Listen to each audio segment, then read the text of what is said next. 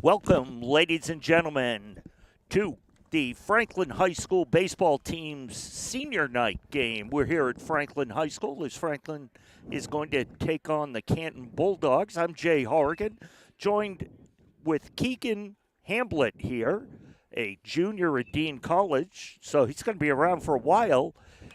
Keegan, how you been? How's everything going? Doing good, Jay. How about you? Good. Last time I saw you, you were calling Somerset Berkeley state title game in basketball up at Lowell. Correct. We both went home happy that night. You had the game right after. Yeah, we were both fortunate enough to leave with a smile on our faces.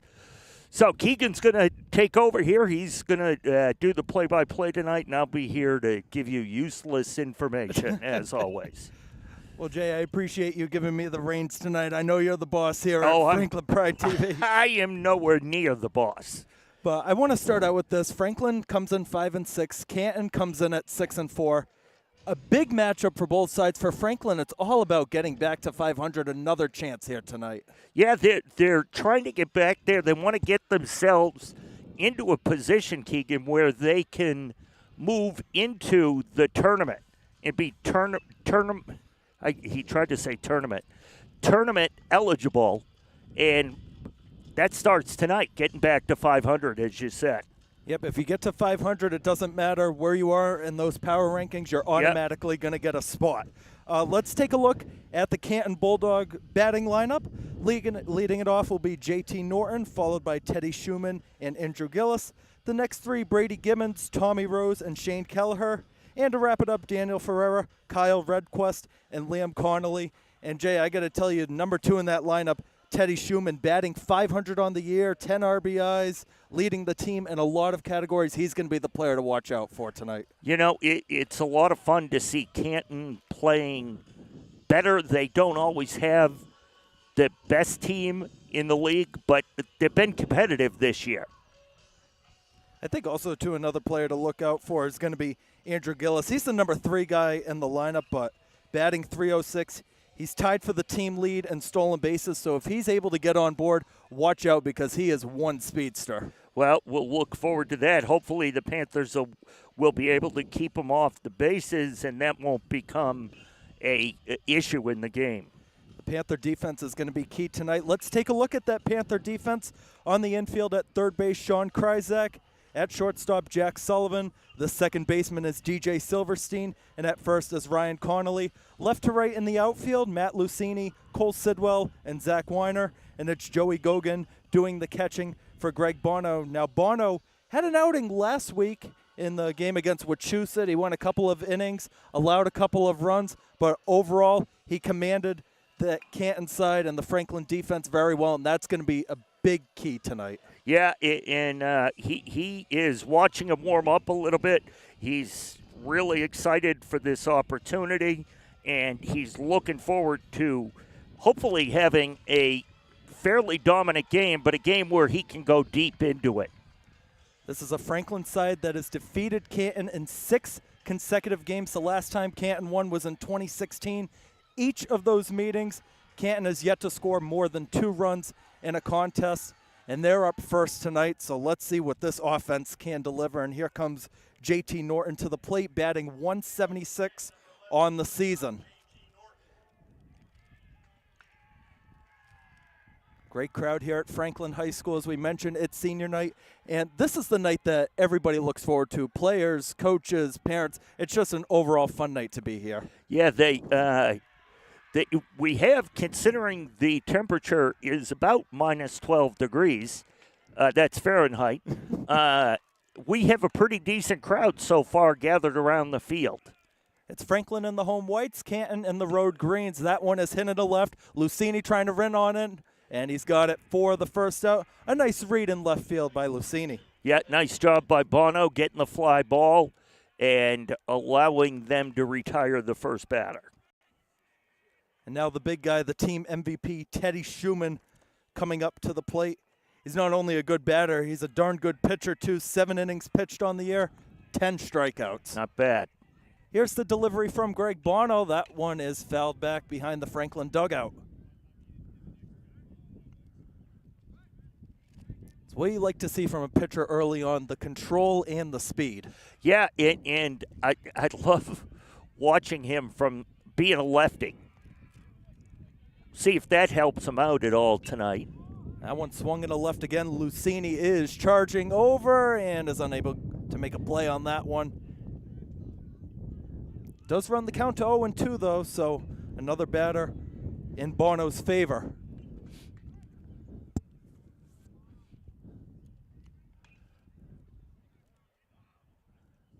Do want to give a shout out to the man on the left side of us, Andrew Chong, senior at Dean College. Dean College getting ready to move on. Been doing great work this year. It looked like it knocked it down a little bit, but when you get deep out to the outfield, it looks like, at least based on the flag out there, there's not a lot of wind. The trees must be blocking it. That one's going to drop inside for a ball. Schumann with a pretty decent lead off of first base. He's stolen 5 bases so far this season. Here's Bono with the 1-0. That one up high for another ball, 2-0.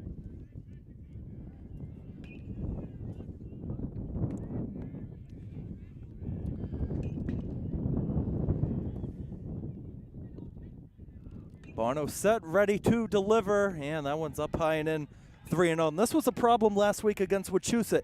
There were multiple batters that faced a 3-0 count, and it led to a lot of walks, I believe 5 of them in the first 3 innings. Well, and you want to see Bono get his pitch count down or keep it down in the early innings so he can go deeper where he comes up with the strike there. 3-1 count, 1 man away in the top of the first. Runner there going. Goes Schumann, and that one is fouled back towards the softball field where he got, looks like one of the youth teams warming up back there. Yeah. That's something as a base runner, Schumann was taken off for second. That's like the thing that gets you angry the most, going off.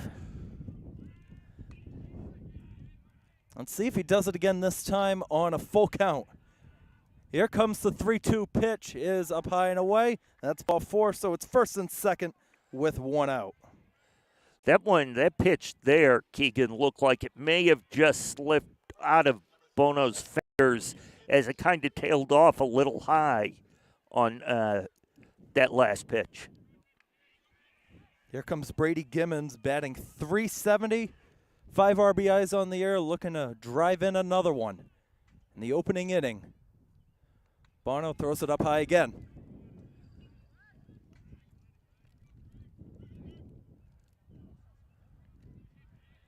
Bono has been, for the last couple of batters, high with the majority of his pitches, Keegan.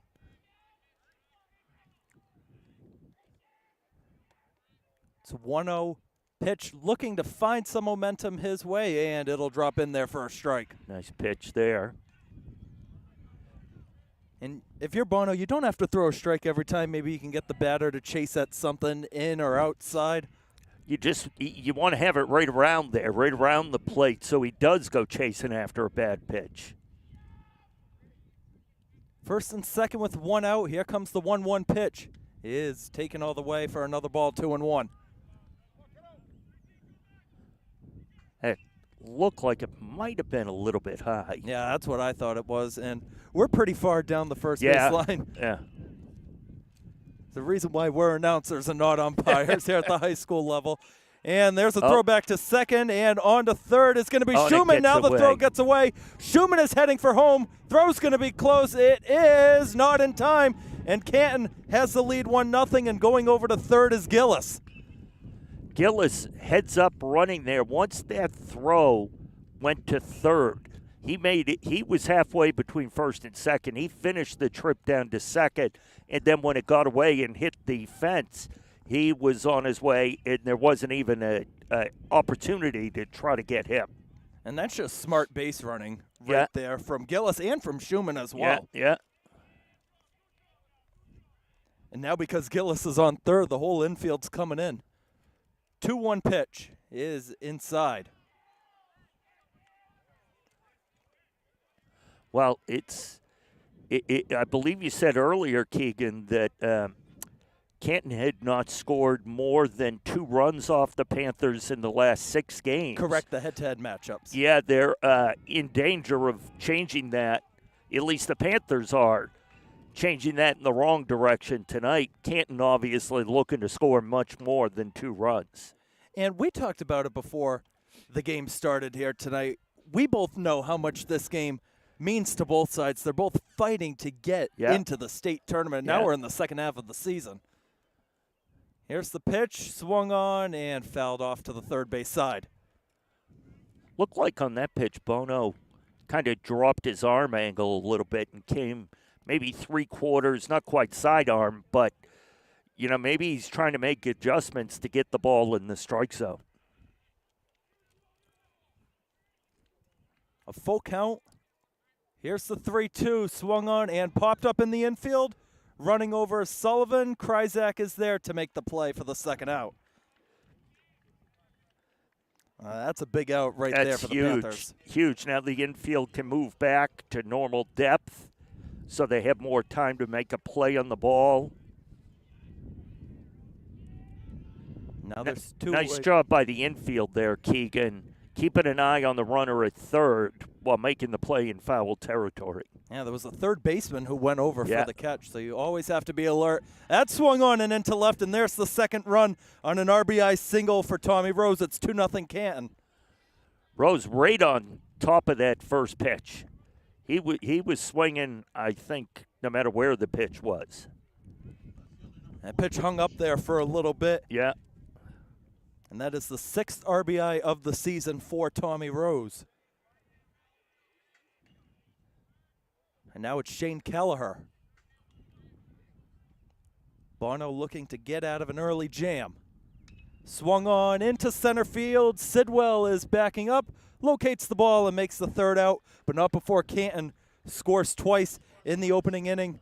Jay, Franklin offense, we know they've got the athleticism. We know they've got the power. What do you want to see from them tonight? I just want to see them make contact, put runners on, move them along when you can. Right now it's only 2-0, so it's not a long uphill climb for the Panthers right now, but they just need to make some contact, maybe get some runners on early to rebuild that confidence that they may have lost a little bit in the first, top of the first there. Canton defense taking the field. Let's take a look at that Canton defense. On the infield at third base is Teddy Schumann, the shortstop JT Norton, Redquest at second, and Gibbons at first. Left to right in the outfield, it's Kelleher, Gillis, and Ferreira, and it's going to be Liam Connolly doing the catching. For tonight's pitcher for Canton, Dean Madden. Dean Madden is having another excellent season on the mound. He's pitched 15 innings, ERA of 3.27, 25 strikeouts, almost 1.7 strikeouts per inning. You do not see that really at any level at all, never mind the high school level. Not at the high school level at all, Keegan.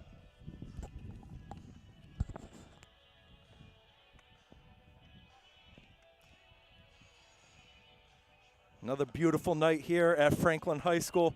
Got to watch out for what we say, though. We said that at the beginning last week, and then it started raining. Want to just grab those for me?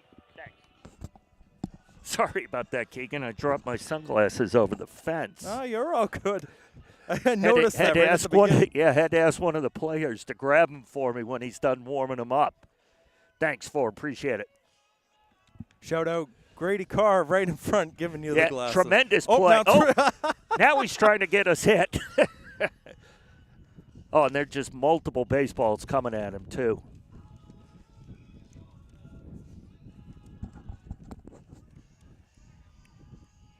You know, going back to the end of the top of the first there, Keegan, you know, I always have confidence when I see a fly ball going to center field, anywhere near center field, because you know Sidwell's going to run it down.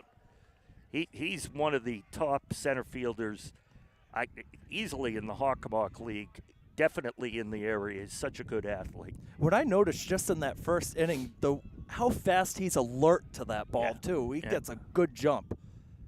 That one is swung on. Right at us. Yep. Probably about 5 feet over us. We both moved on that. That was Sean Kryzak, the leadoff hitter, who fouled that one away. We'll remember that going forward, too. Let's see. Here's the 0-1 pitch, and Kryzak will look at a ball outside. Sean Kryzak, a multi-purpose player, can play really anywhere. He's playing third base tonight. We've seen him as a right-handed pitcher and as an outfielder this year as well. Here's the 1-1 pitch, and that's high and inside for another ball.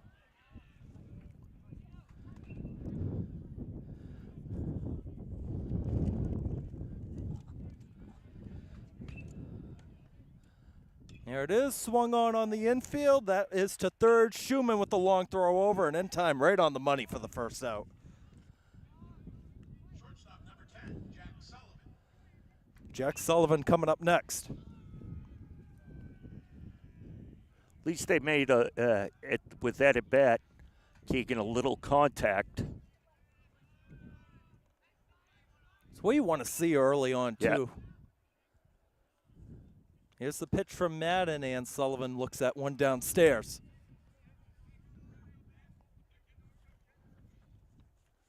Still amazed by Madden, that stat earlier, the 25 strikeouts in 15 innings, and that one is going to go off of the foot of Sullivan. Right fielder number 18. The Panthers have done a really good job this year, Jay, of answering back after allowing a couple of runs, too. That has been one of their strengths for years. You know, in their state tournament runs, they would never let a team get away from them. Now it's Zach Weiner to the plate.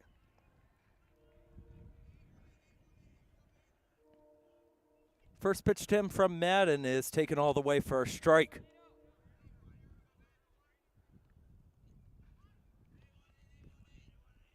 Weiner's been having another really good season, and I pointed it out last week. I believe he's another guy that is swift on his feet, whether it's on defense or when he reaches. Yeah. Now it's taken all the way. Looked like a similar spot. Yeah.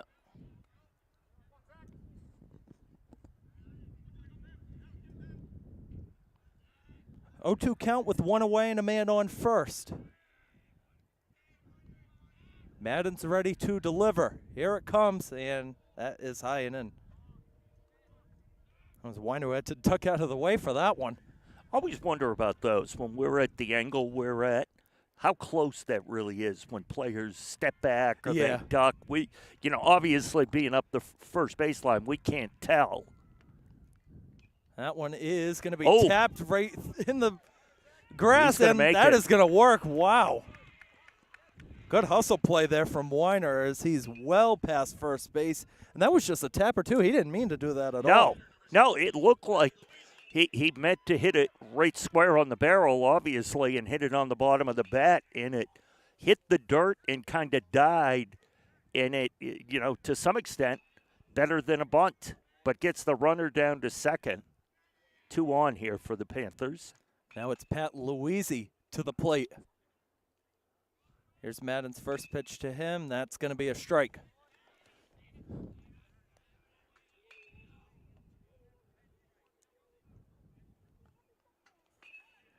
Got Gibbons playing pretty close in right now, right on the edge of the grass and the sand. 0-1 pitch is upstairs.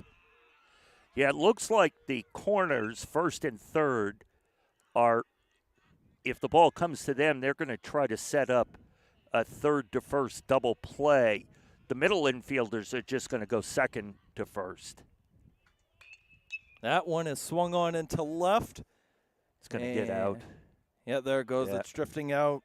That was Kelleher making a good run at it. Just a little bit too far for him.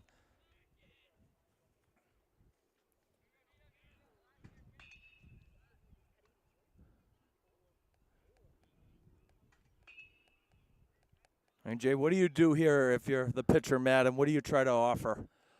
I want to try to get it inside, so we can't get a good swing on the ball. That was a good pitch. That was very good pitch.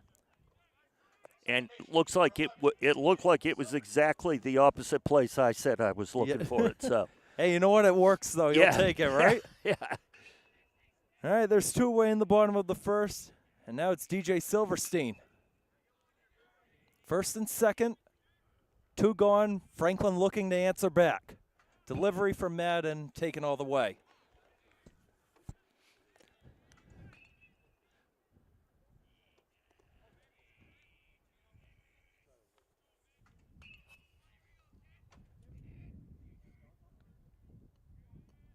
Here's the 0-1. Swung on the infield again. Handled at short, and Norton just make the tap. And now a play at the plate, and he's out. So they tried to score the run there when the shortstop could not make the play at second base. And the shortstop initially looked over to throw the ball at first, determined he couldn't make it, then saw the guy running and threw it home, and that was an easy play at the plate. And that was a close one, too. You had the speed going all the way from Sullivan. Yeah, he was going. Obviously, there's 2 outs, so you're going to keep running till your coach tells you to stop. So Franklin unable to get a run this time. Then it works out perfectly because that's where the camera is. See the Channel 4 thing with that on shortage of umpires? Do it.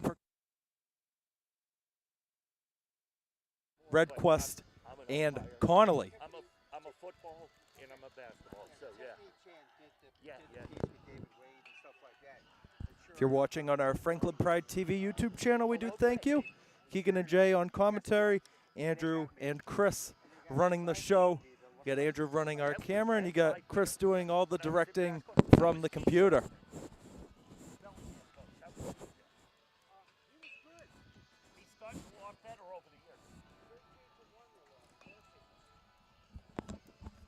It's always nice when the umpires come on over for a chat. Yeah, they're nice of them to stop by. He wanted to make sure we were getting his good side. And he was talking about that he was on the WBZ News last night. That's cool. They did a story on the shortage of officials and umpires and referees, and he was in the Westwood Bellingham game, and Channel 4 was there. So I'll have to go home and check that out. But I would encourage anybody, if they have any interest whatsoever in officiating any sport, no matter what it is, youth level, high school level, you can feel free to reach out to me. You can go to the Franklin TV Facebook page, send me a note. You can, if you have my number, just text me, and I'll put you in touch with who you need to be in touch with, because we need officials. And you know, speaking as a college student, it's about the experience and just having it like on your resume too. Like that looks good. Like, hey, I was a referee or umpire for high school sports. That looks good. It helped me get into college because I started refereeing basketball as a senior in high school. Not my grades certainly didn't help me, so I needed whatever I could get. That was Silverstein making the play over to Connolly for the first out. And it's going to bring up Kyle Redquest.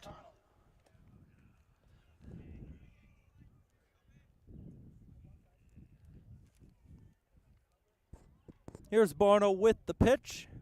And that's going to be a strike as Redquest didn't want to offer at it. Like to see Bono get through this inning with a clean inning, not giving up any runs.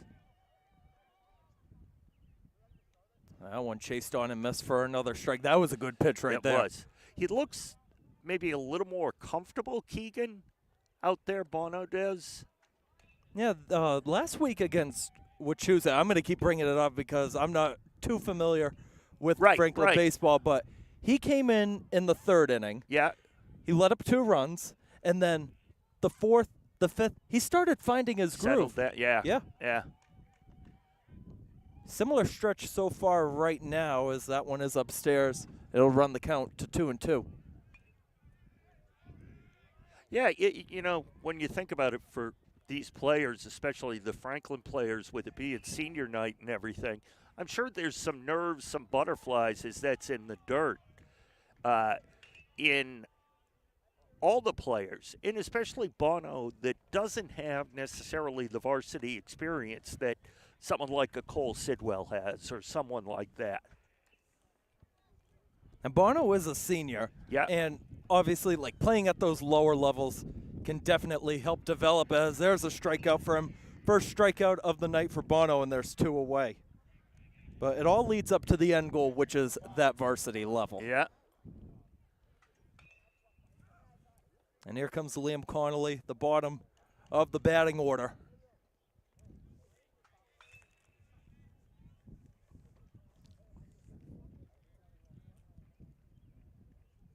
Bono's pitch is low.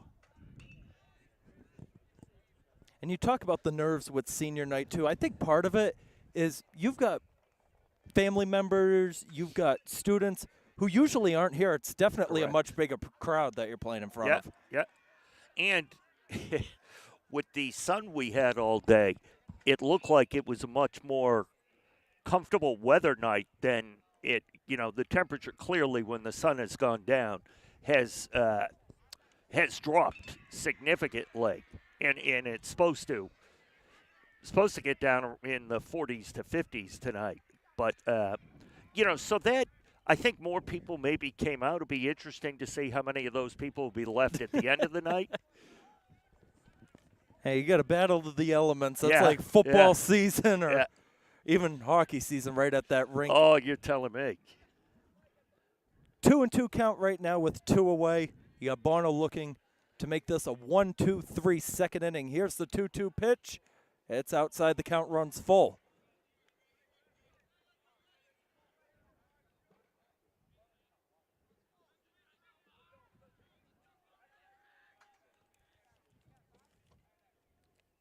That one is fouled back again, this time behind everybody. We'd like to remind everybody that there is no standing in the outfield in between the foul posts outside of the fence. If you're there, please move. Thank you.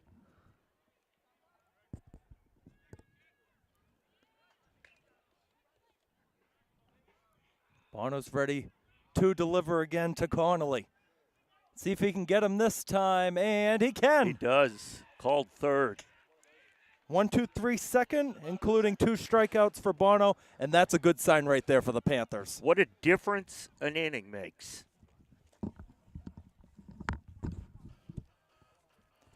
Due up in the bottom of the second for Franklin, it's going to be Lucini, Connolly, and Sidwell.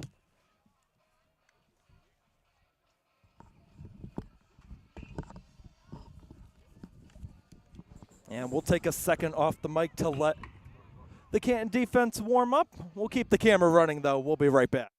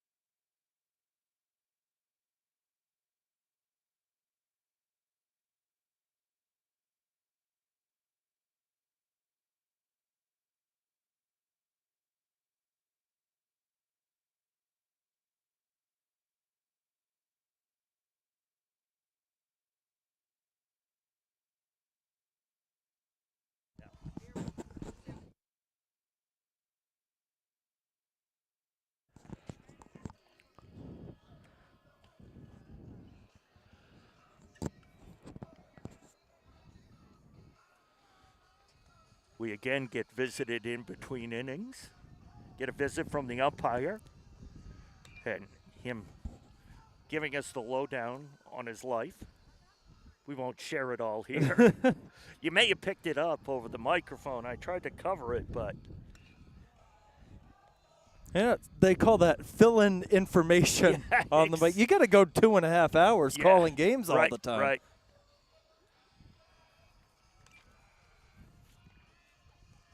2-0 Canton as we're about to begin the bottom of the second inning here at Franklin High School. Matt Lucini stepping up to the plate.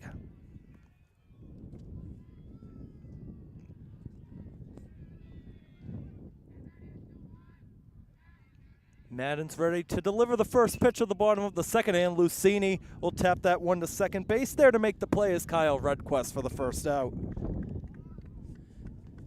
Third grounder we've seen so far in this one from the Panthers' offensive side. Well, and we know that is, if you're Canton, that's something you want to do. You want to get these hit balls on the ground as opposed to up in the air. Let your infielders make a play on it. Had some good steam on it, though, just Yeah. unable to Yeah. get it by Redquest. Redquest only had to make a couple of steps to his left to make a play. Connolly's going to foul that one back, and it's 1-1.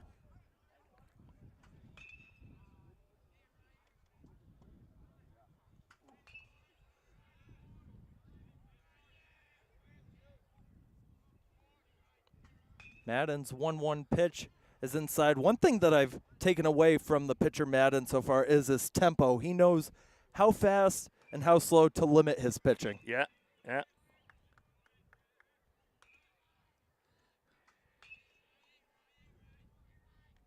2-1 pitch.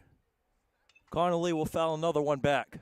You know, you do want to see a lot of these high school pitchers kind of pick up their tempo, because some of these games can just go on. And part of it is the pitching just takes – there's no pitch clock in high school.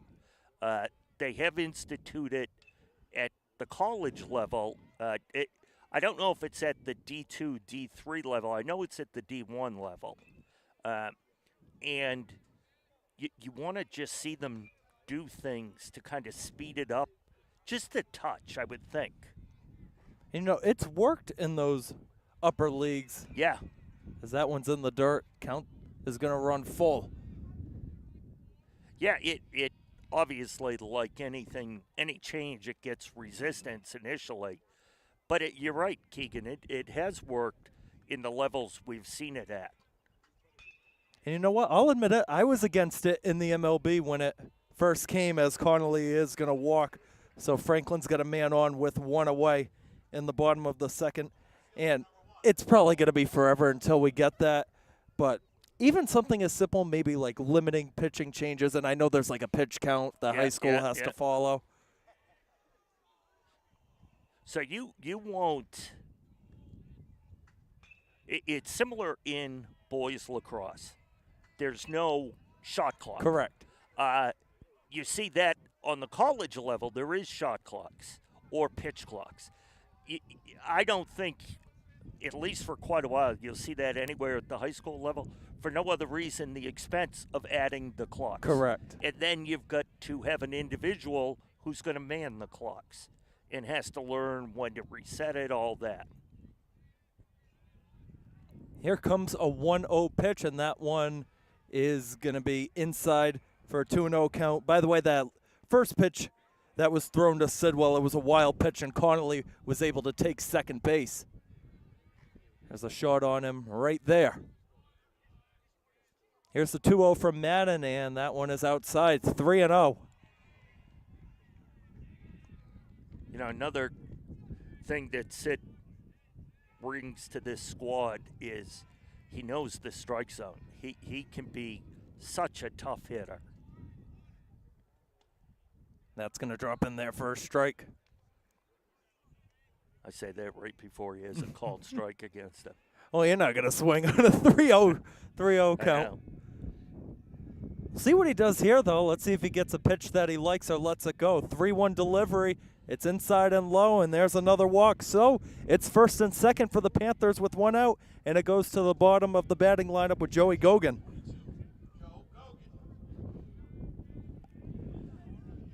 So one out, first and second runners for the Panthers here. See if Gogan can make some contact to move these guys along.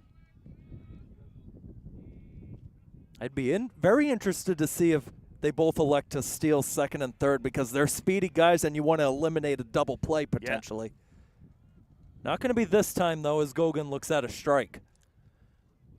Well, Sidwell's an extremely difficult player to double up because of his speed. and his smarts. He can read the ball.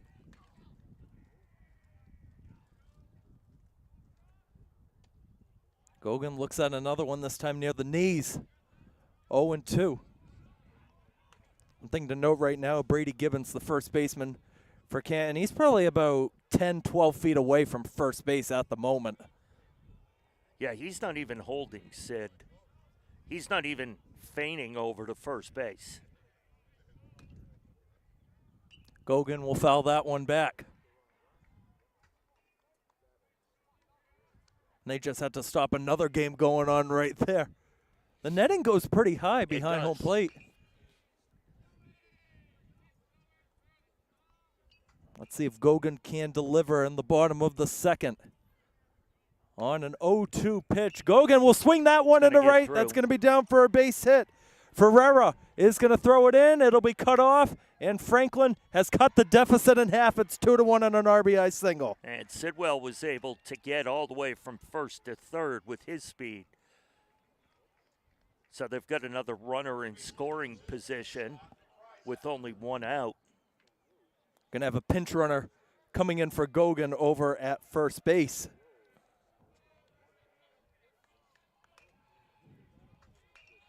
Number 8, maybe 9. Number 9, Jack McCahill. Yeah. One of the seniors, I believe, that was I think on there. you're Yes. Right, yeah. Back to the top of the order with Sean Kryzak. Third and first, one out. Kryzak check swing. Did he go? They called it, yeah. I don't know if they called it on the swing or the pitch, but the home plate umpire signaled the strike right away.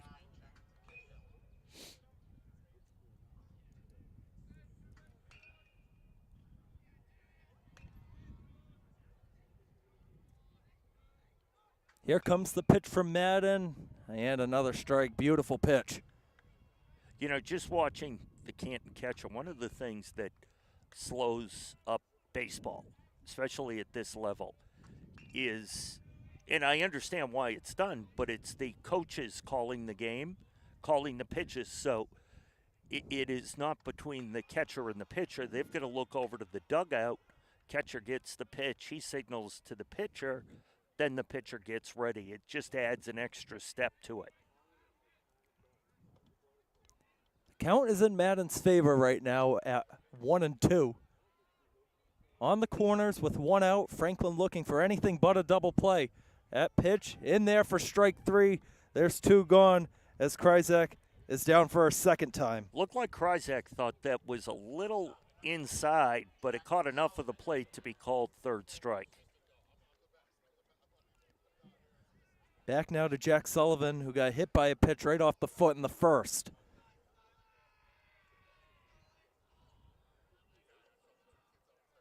Runners now on second and third. Yeah, McCahill ran over to second on that last pitch. Yeah. That one a little bit low.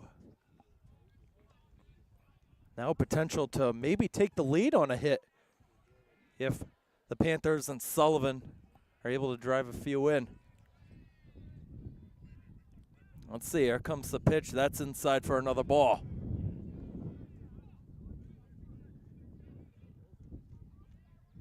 McCahill had a huge lead and might as well take it. There is nobody over there. You got to cover up as much ground as you can. That one's going to drop in for a strike, and it's 2-1.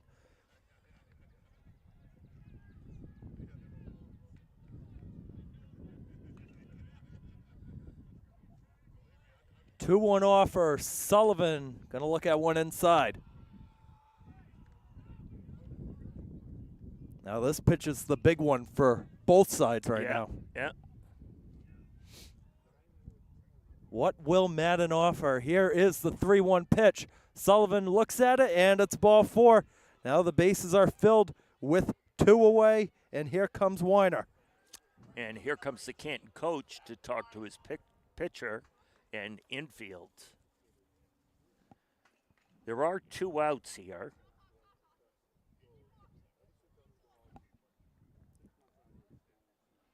This is definitely a talk of Just slow things down, keep your composure, because Canton's still in front right now. Yeah. Let's remember that. You know what? You as a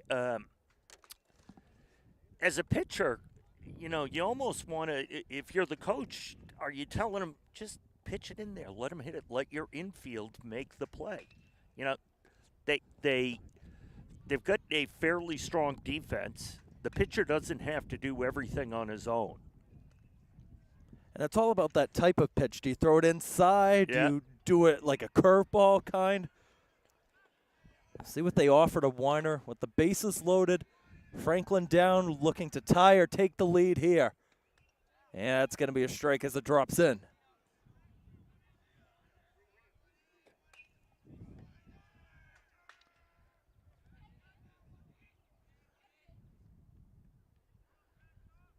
Here's the delivery, and that one is fouled back, and it looks like it's going to make its way out over the netting. Count quickly goes to 0-2.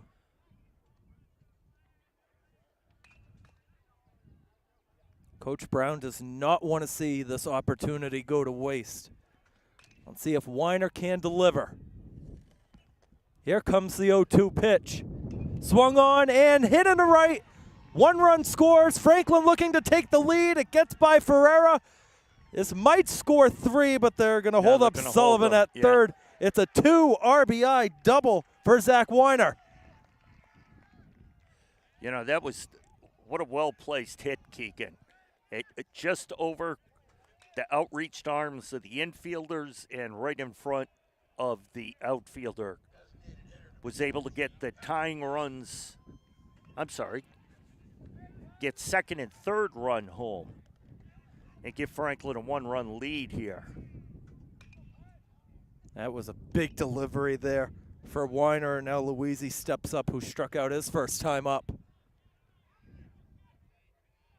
Well, we talked about it. Franklin answering back. They've done it here in the second. Yeah. That one going to be tapped on the first base side. Gibbons will control it. A race to the bag. He wins it. But the Panthers, on a 2 RBI double from Zach Weiner, have taken the lead 3-2 through 2 innings of play. We'll step off of the mic for a second. We'll let the camera roll out. We'll be back for the third in just a second. You're watching Panther Baseball on Franklin Pride TV.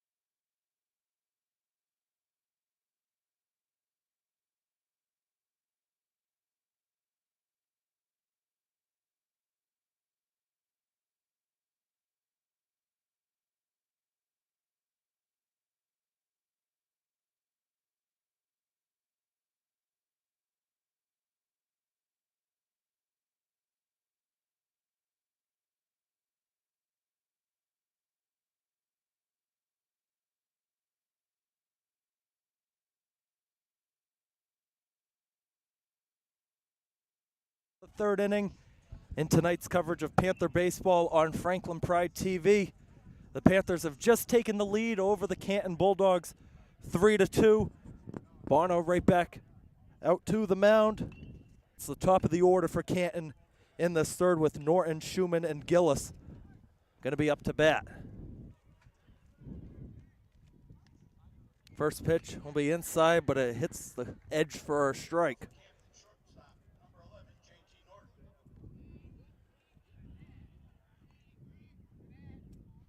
Bono delivers, and that one fouled off to the right side.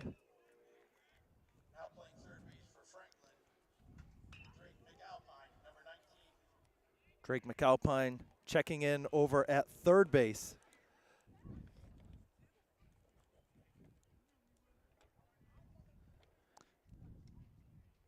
That one just misses.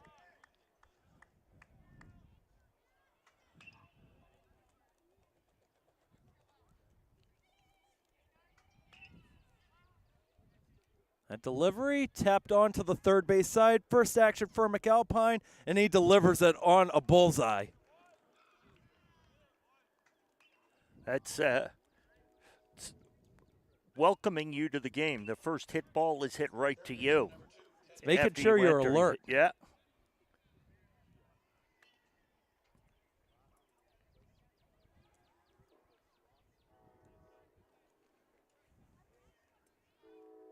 Up comes Teddy Schumann.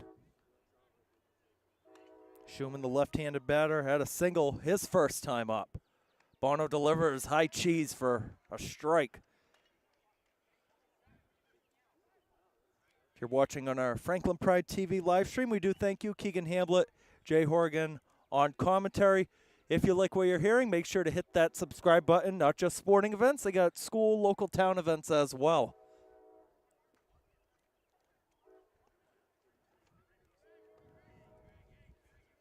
And Jay, we were talking about it. Schumann is the guy. They're looking for something. Obviously, a single would do it, but they're looking for more than a single from him. Yeah, he has been a strong offensive presence for them, and they're looking for him to continue that this evening. His second time up. Here's the 2-1 pitch from Bono, and that's going to be down at the knees for a strike. 2-2.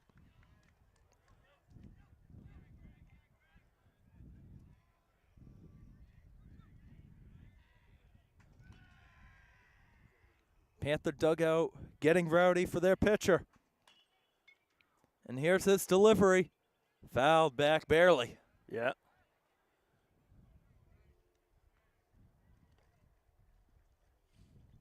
It's like the biggest relief as a batter, just staying alive in the at-bat. Yeah.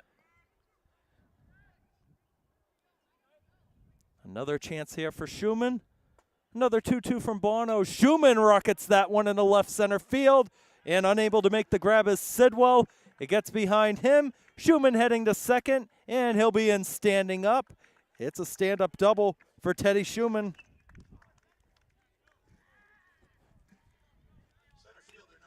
Andrew Gillis up next. Like I just said, they wanted more than a single. They got it. They got the double there. Sidwell tried to thought he might have a shot of making the backhanded catch, unable to get there.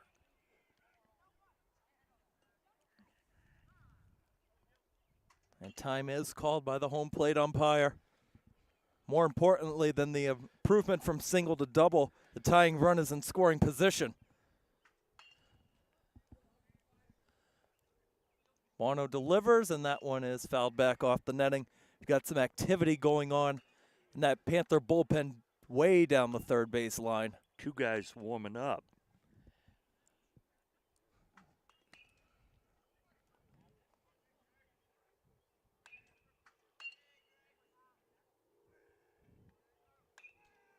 Bono set and fires inside. That one was dropped by Gogan. No advance from Schumann.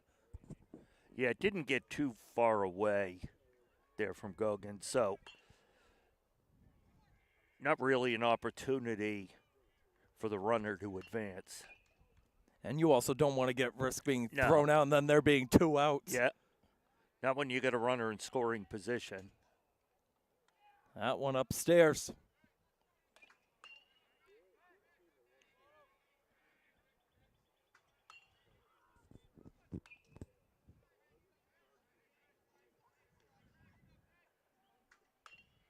Bono in his stance. Runner going. And let's see if they pick off Schumann. Schumann is going to dive into third, and he's safe. He got in there.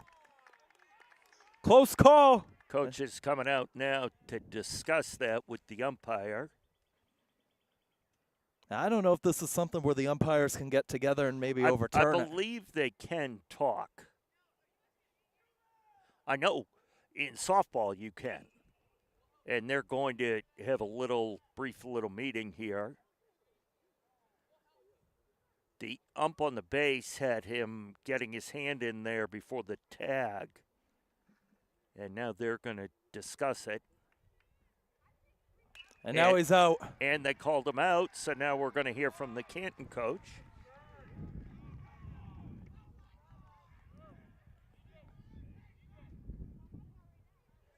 And as a coach, your typical response was, that's not your call, that's his call, and he called him safe.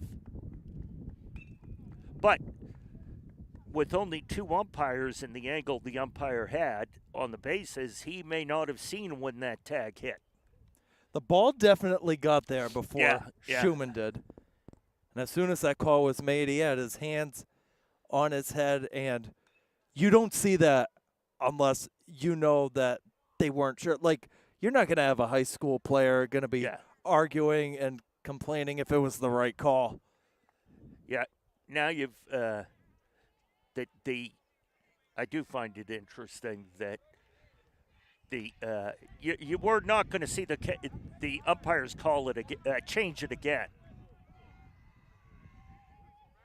That could be a huge turning point. And you know what? You know what, Keegan? I've got to say, we're listening to parents behind us yelling, "You're terrible, ridiculous." You don't. No wonder we don't have enough umpires. Yeah. The reality, yes, this is very competitive. This is an elite league, the Hockomock League. But it's high school baseball. It's not life or death. That's what it is at the end of the day. Yeah. And the umpires do the best they can do, and officials in all sports, as the kids do, as the coaches do, as we try to do. Fouled back yet again. The count remains full. And it's also tougher because there's only 2 umpires out there. It's not the standard 4 that you usually see at the MLB level. Or at least 3. Yeah. Here's the pitch from Bono. That's swung on and into center field. That is down. And Gillis now going to hold it up, and he's got a single. First baseman number 37, Brady Gibbons. Now we're going to hear about that one maybe if Canton isn't able to strike back with 2 away. Yeah. We heard a little comment after the base hit.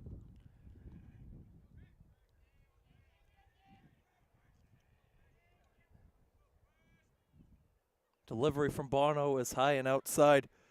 Unfortunately, this is my little soapbox, and I've been on the receiving end of many of those shout-outs, many of those complaints. There's really no need for it. The biggest thing right now that's going to be most important for this Canton side, and it's not showing right now, they've got to keep their composure. You got to move on past it, and they've done that. And you're not going to, at the end of the day, it's not going to change. Nope.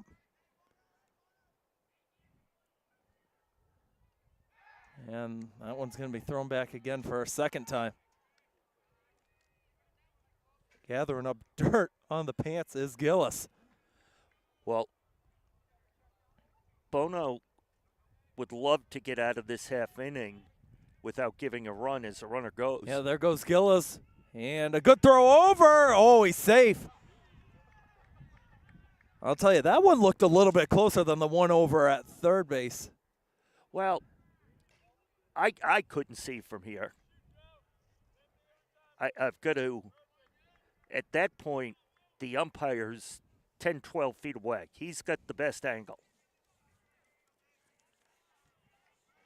For Gillis, he's now taken the team lead in stolen bases. That is his 10th of the season. It's a 2-0 count. Pitch from Bono is upstairs again.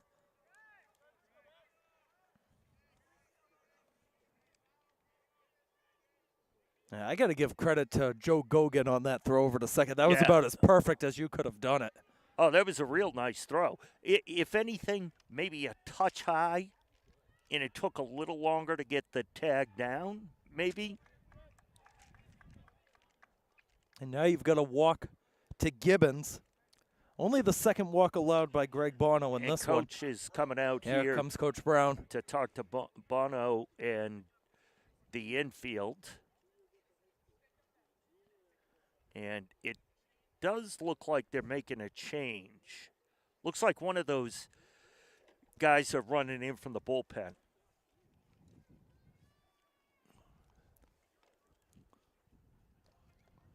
I can't see that number, so don't ask me what it is. So Bono goes 2 2/3. Gave up 2 runs. Nice ovation from him, from Panther Nation. The runners on base are his responsibility. Yes.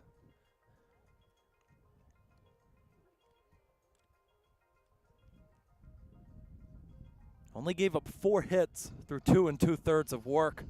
Not too shabby at all.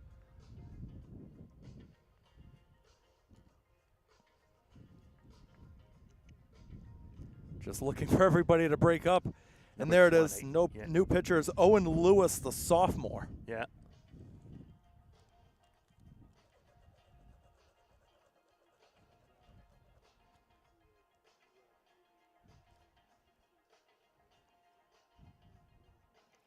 So while we give Lewis the time to warm up, make sure he gets everything under control, I do got to ask, as an underclassman stepping in this situation with 2 men on and 2 outs, you know you've got to get that out right away. And he's seen a little bit of action this year, but I'm really interested, Jay, to see what he might offer at the next batter, which is going to be Tommy Rose, who had an RBI earlier in this game. Yeah, it also could give you a little kind of a glimpse into what the future of Franklin pitching could be. With only being a sophomore, you've got to assume his next year coming back as a junior, he'll be one of the, main cogs in that pitching machine that Franklin has. There's 7 seniors on this varsity roster, and 4 of them are pitchers. Yeah. You know what's interesting? If you look at him, and we just saw Bono. Bono's one of the biggest kids on the team. And now we're going to a pitcher who's a little smaller. He's only a sophomore. Bono's a senior. Bono's been a big kid in his class since, I think I've known him since he was in 4th or 5th grade playing youth basketball. But it's just interesting. They have one of their biggest guys, and they bring in a smaller guy, especially when he's compared to Bono. You know what? That shows that Coach Brown, he's got the trust in him. Oh, absolutely. Yeah. Well, whether Franklin's having a great year, a down year, a middle-of-the-road year, you still have to be a very, very good baseball player to play for Franklin. Franklin's a top D1 school, and it's Yep. never easy. And it's a bigger school in terms of student enrollment. Yeah. Never easy. No, not at all. We see that in all the sports. First and second with 2 away. Canton down by 1. Pitch is going to be outside to Tommy Rose. Nice velocity on that Yes. pitch, though.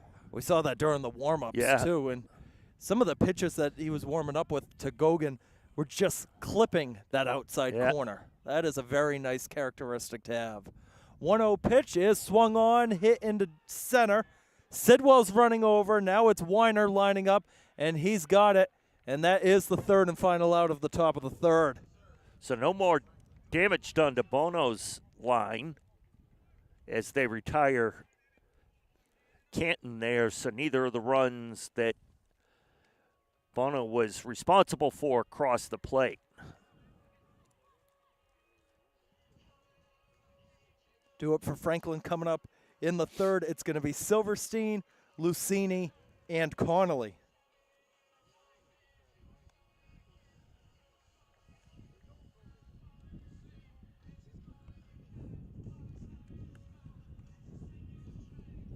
Silverstein, the first guy up, had that play to end the first inning where it was Yeah. kind of like a fielder's choice. The shortstop bobbled and just threw to home. Yeah.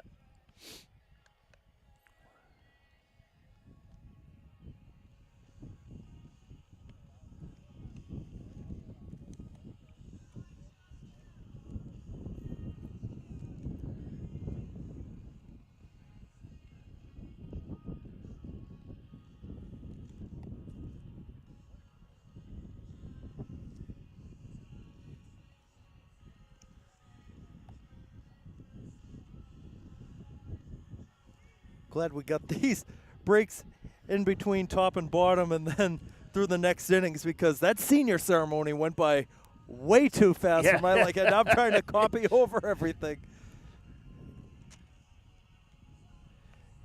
Yeah, I wished it speed up because you can feel the, and I'm going to go back to complaining about the weather, but it keeps, the breeze keeps going, and with that sun gone, it has really cooled down here. Didn't Chris over there say he was going to be complaining at some point when the sun went At down? some point, yeah. Not yet, though. Not yet. But you two guys, short sleeves, short pants. That one's Heads gonna up, that's going to go. Heads off. Maybe the light tower up there. Yeah.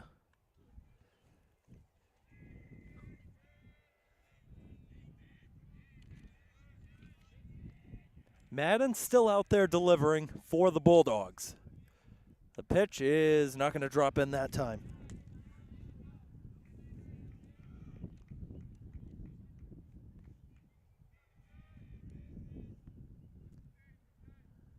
Here's the pitch, and that one is low, but called a strike right at the knees.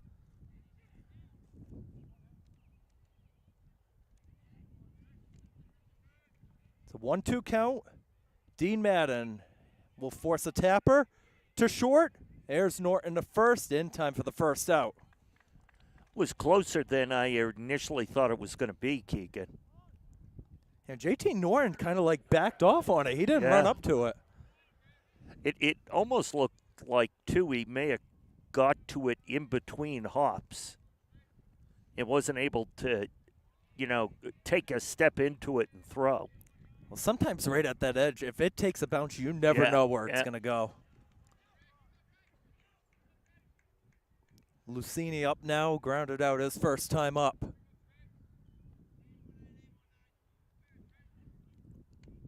And he'll force a chase and miss for a strike.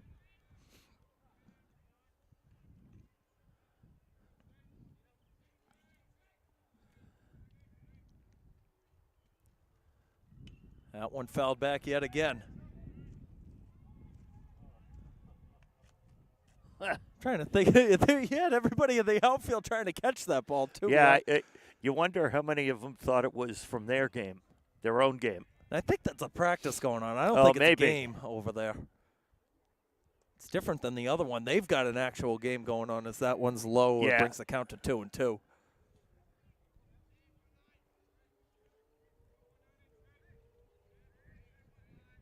Franklin's a town, too, not just known for its high school events, but, like, I've seen the club youth levels from my time here. They're very big around here. Very much so.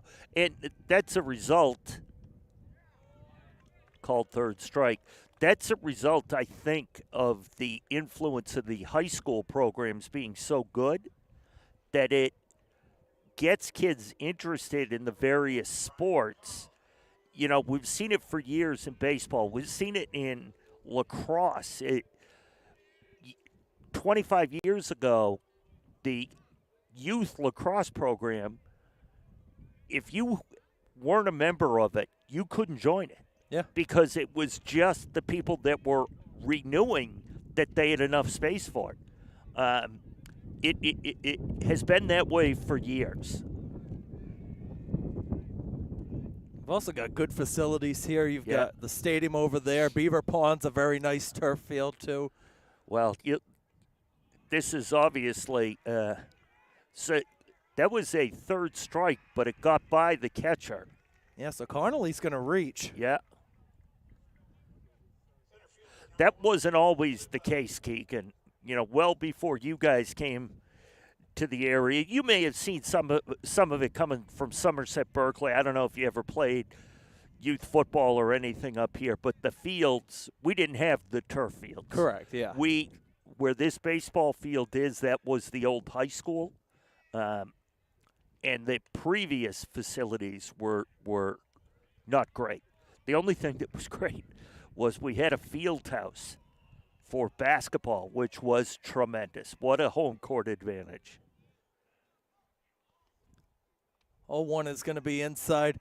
It kind of spooks me out a little bit how much this school resembles Somerset, because I've been on the inside. It's the same thing. It's the same school. Yeah. It was probably done by the same company. That's why. It was, and there are so many of them that are. There goes Connolly. That one is going to be high, and he'll slide in. He's got a stolen base. Yeah, it's a lot.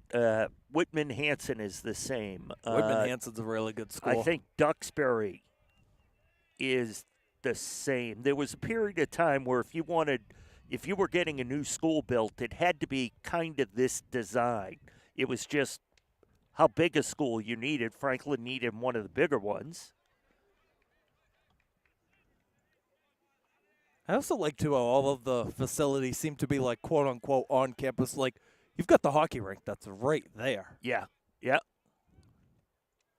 That's going to be swung on, tipped, and in the mitt for strike 3. Marked that the fourth strike, or actually the 5th strikeout of the game for Dean Madden because he had that one there, but he had Connolly running over to first base to beat the throw from Connolly. Yeah. We're through 3 innings of play, 3-2 Franklin over Canton. We can keep it here while the Panther defense warms up. But Jay, you got anything you want to talk about? Feel free to throw out anything. I've already talked about. People don't want to constantly hear me talking about the shortage of officials or anything. And that's kind of my thing that I'm the most passionate about. I would ask people if there's anybody listening or watching this game and they want to get involved with Franklin TV or Franklin Public Radio, reach out to us. We're always looking to do new and different programs both on TV and the radio, doing podcasts. If you're looking to do something in front of a microphone or a camera or something behind a microphone and a camera, again, always looking for people. We're always looking for volunteers. You can reach out to us at franklin.tv. That's our website, has all our contact information. So always looking for people. Always looking for everybody from a morning talk show would love to do. We're in the process of trying to put together kind of maybe a bi-weekly sports interview show. But there's a lot of other things that we'd like to do, and I'm sure there's plenty of things we haven't thought about that would be great things to do. And you just mentioned, like, it's more than just being like us commentating or filming. You've got, like, editing you could do to upload everything. Yeah. You could be, like, maybe kind of like a studio manager for those talk Correct. shows. Yeah.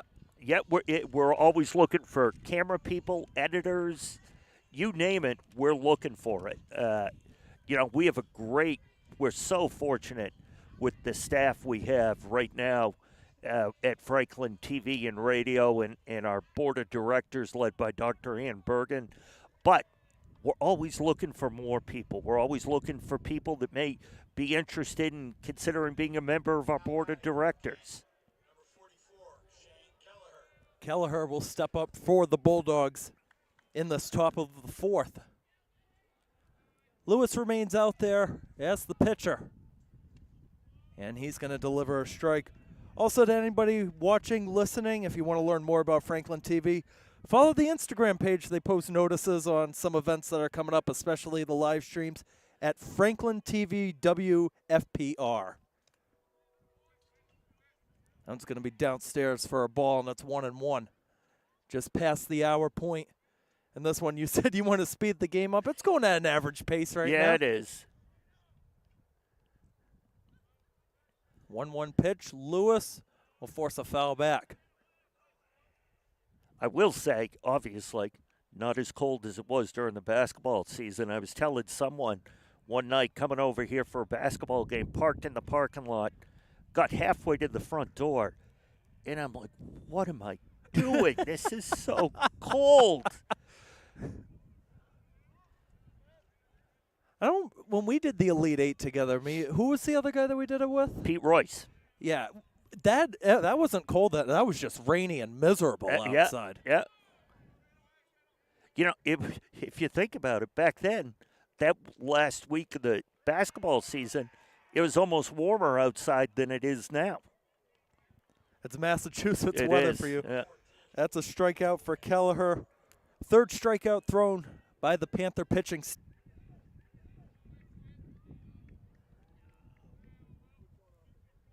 Here's the pitch, and that's right down Broadway.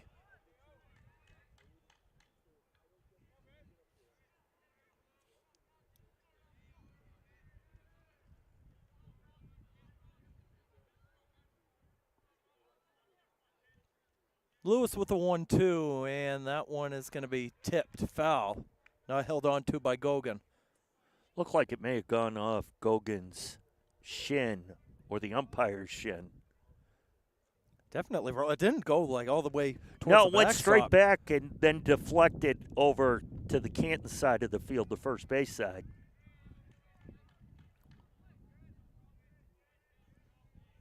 Lewis looking for another strikeout. Not going to get it that time as that's low. 2-2.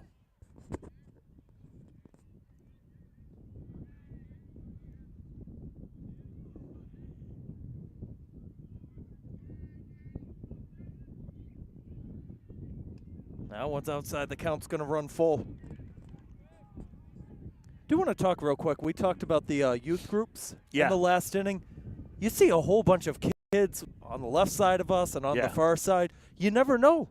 Coming to these games, all of these high school games, as there's a walk there to Ferreira, could inspire them to be a future high school player. Well, you see that a lot in all the sports around town. You see a ton of the youth show up at football games, at obviously the basketball, both boys and girls basketball, that is packed with youth kids.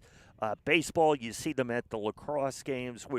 It's a great town for that, with all the different activities for the youth and keeping them involved. That one chased on and missed by Redquest for a strike.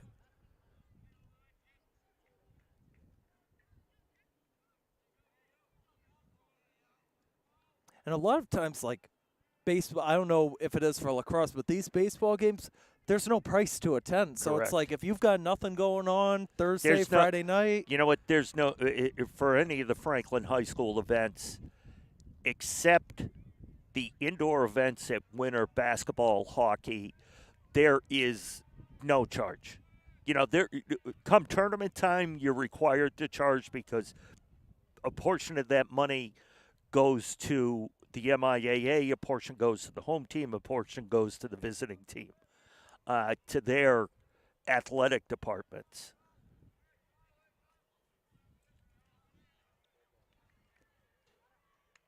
That one upstairs, and Kogan almost ready to line up for a throw back to first as Ferrero was still off of the bag a little bit.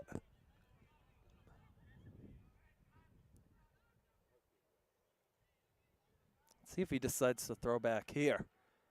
Won't do it, delivers to home, and it's low. Another full count.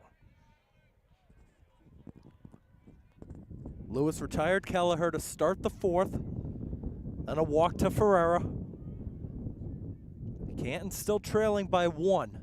3-2 pitch. And it caught it for strike 3.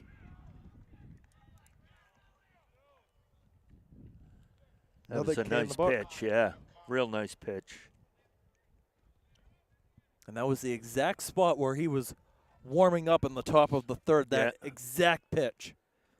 It finally paid off, and here comes Liam Connolly.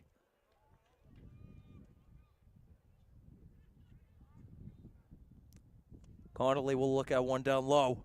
For a smaller guy, he really can throw some fire out there.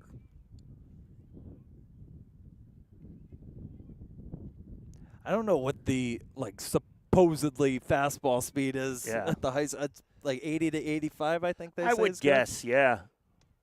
It's getting there pretty quick. That one looked like it was a curve, though.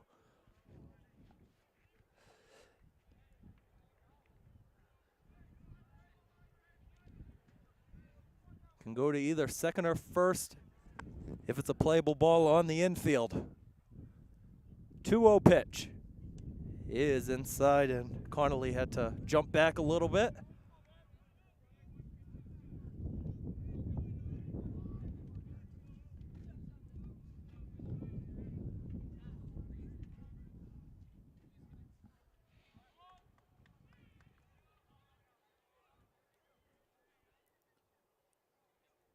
Lewis set, fires, and drops it in for a strike. Had no other option but to deliver it in there.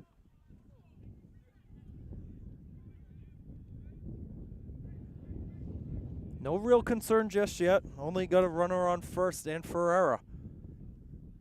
3-1 offer is swung on and chased up high. Another strike. Nice job fighting back after getting down 3-0 in this count. Runner will be going here. 2 outs. Connolly backs off of first. Lewis fires. That one is popped up. Could be playable. Gogan running over, and it's going to head out.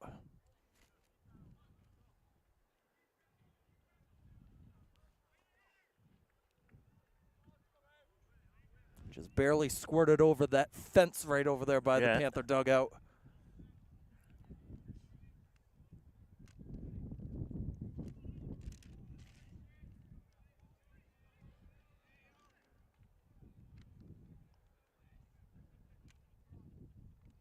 Three-two pitch, it swung on to right. Oh, that's backing a shot. up as Weiner, and he lines it up, and he makes it while falling down. What a grab by Zach Weiner to end the top of the 4th. Hats off, firing in. Yeah, real nice job as Sidwell goes out to meet him. Real nice job tracking that down. A great effort in right. Still 3-2 Franklin, middle of the 4th. We'll take another short break on the mic. We'll keep the camera running. We'll be right back for the bottom of the 4th in a second. Don't go anywhere.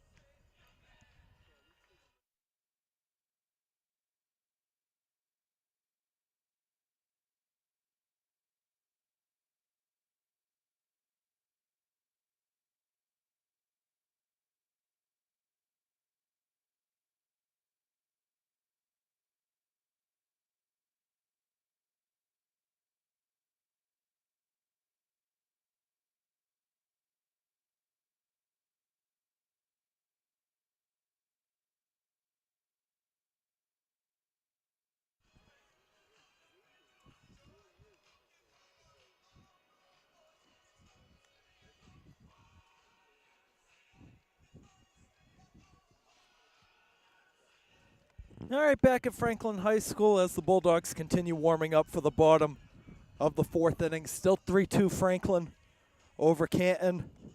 Keegan and Jay with you on commentary. Jay, what have you liked so far from this Franklin side?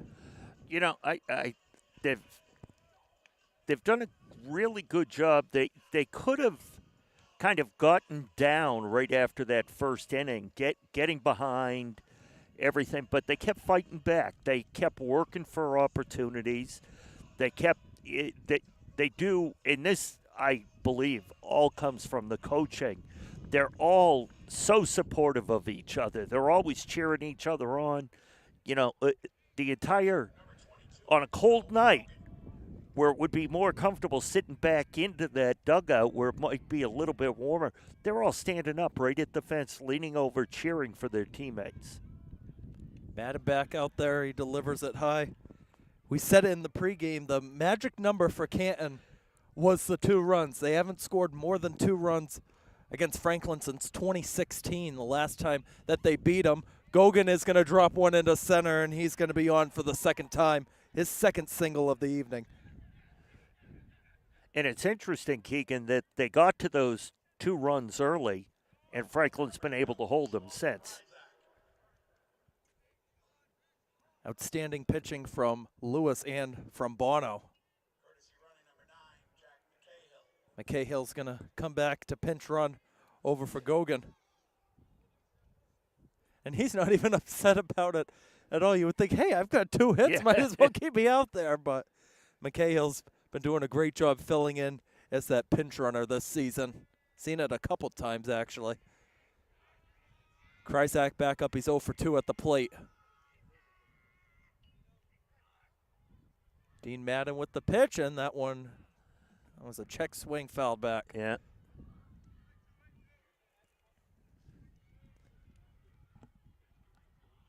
Good hustle from Sullivan to go get that foul ball while waiting in the on-deck circle.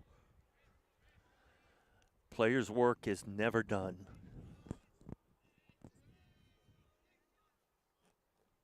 Here's the delivery at the knees for a strike, 0-2.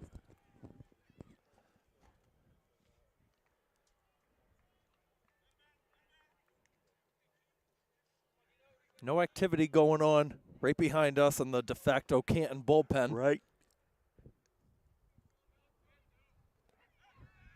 Throw back over and just making sure that, and McCahill diving right back in. Always got to be alert. You never know when that throw's going to come over. Right. Dean Madden just did it that time. There was no like turn and then throw. It was just throw right away. That's going to be tapped foul on the left side. Yeah, you got to always be on your toes here.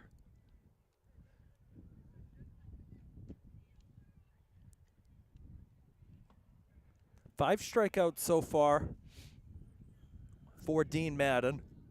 Said he's averaging about 1.6, 1.7 per inning this season, which is just unbelievable. Yeah.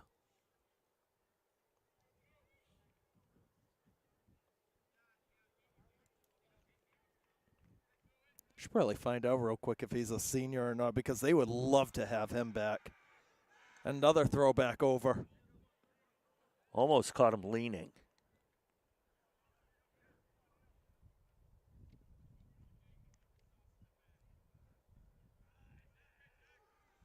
Pitcher Dean Madden, he's actually a sophomore. Wow. Plays for the club side Northeast Gators, as that one's inside. It's a good sign, obviously, for the Canton Bulldogs moving forward.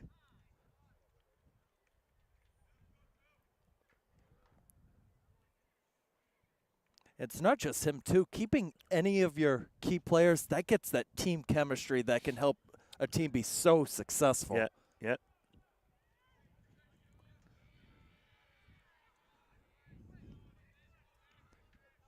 One-two count, McCahill at first.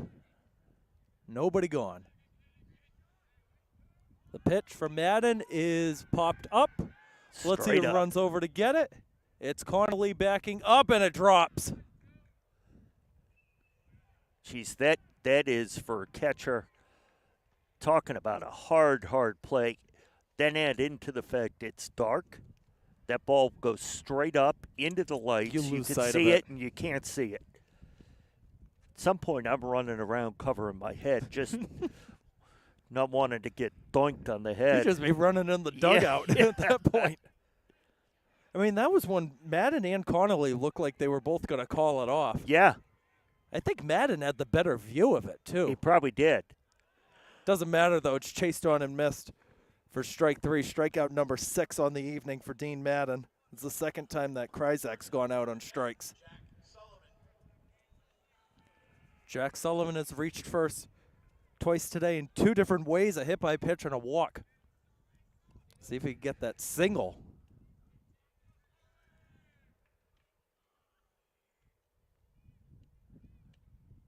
And look at one inside.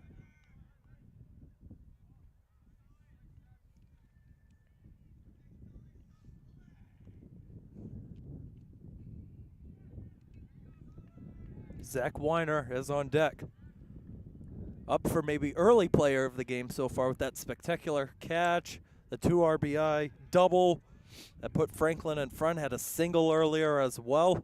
Unbelievable performance in the early going for him. Count is 2-0. Madden set, fires, and that one dropped by Connolly. It's going to lead to an advance from McCahill, and he's at second standing up, and Franklin's got another runner in scoring position.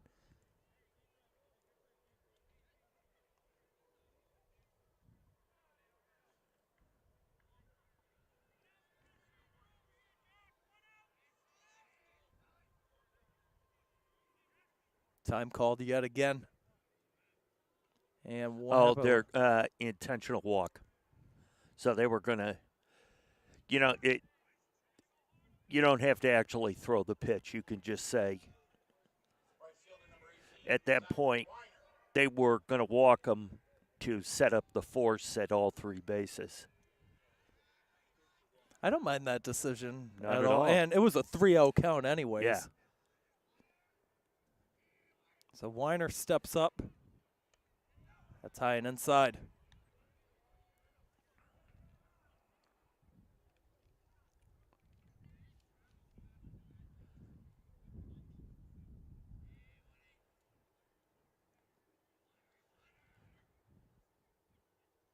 Madden looks back, will deliver the pitch. Chased on and miss.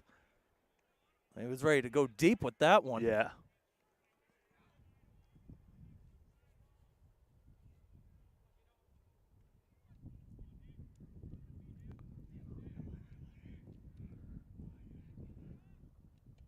That one drops in there for a strike. Nice curve.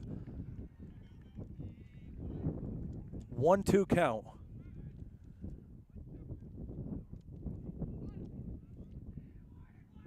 And Breeze picking up yet again. It's exciting. Chased on and missed. Another K in the books. Weiner is down for the first time tonight. Patrick Luisi steps up. Designated hitter number 17, Patty Louisi.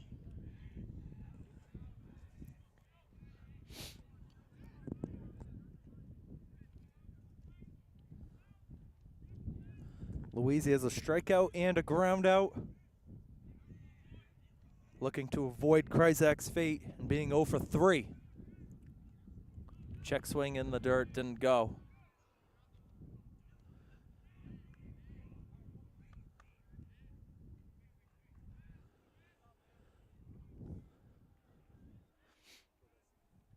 Again, it's McCahill at second, Sullivan at first.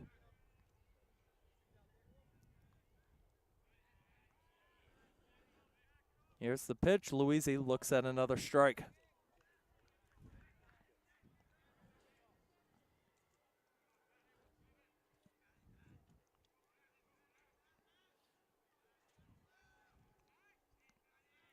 Starting to see some activity, it looks like, down that third base line with the Panther pitchers warming up. Luisi hits that one to second. And Redquest bobbles it. That is going to score a run. Rounding around McCahill, it's 4-2. Nice job by McCahill to just keep pushing it there, even though it looked like a routine ground ball to second. You never know what's going to happen. And it turned into a run for the Panthers. That was that hop we were talking about Yeah. right at that edge. Yeah. And Kyle Redquest was actually fairly deep. Yeah.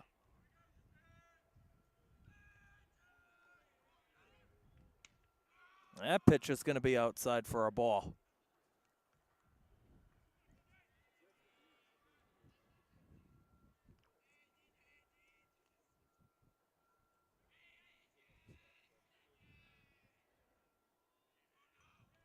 Madden taking his time, delivers the pitch low.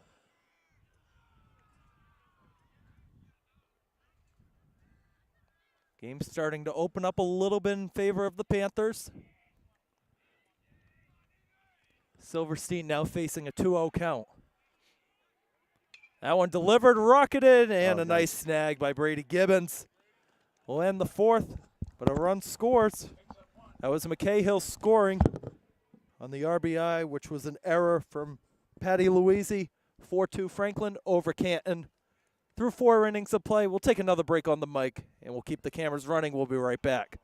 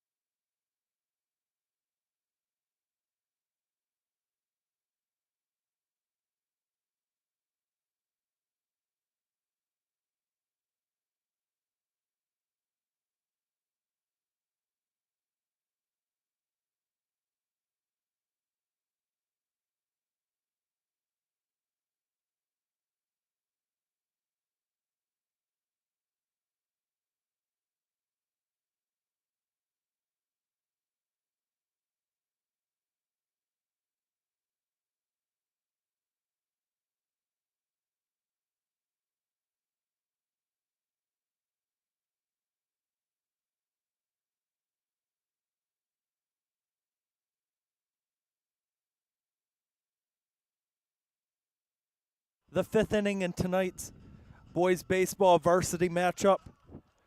Been one heck of a game so far. Again, 4-2.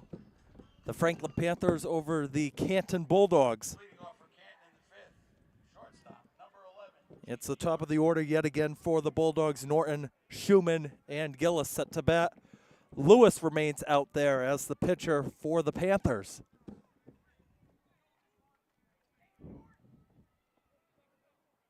And he'll deliver a strike right in there. Owen Lewis has been doing a tremendous job pitching tonight.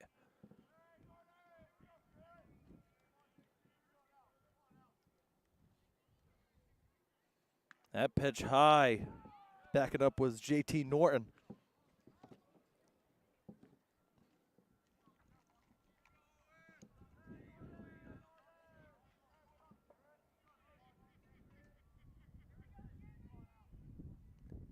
Check swing in the dirt, though.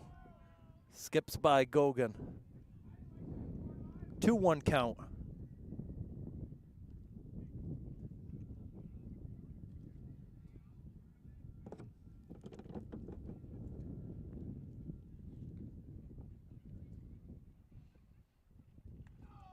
Upstairs, 3-1.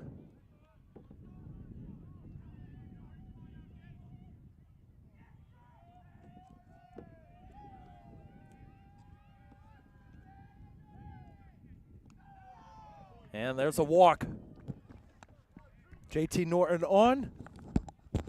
And Teddy Schumann will step up, who's got a single and a double. Third baseman, number 2, Teddy Schumann.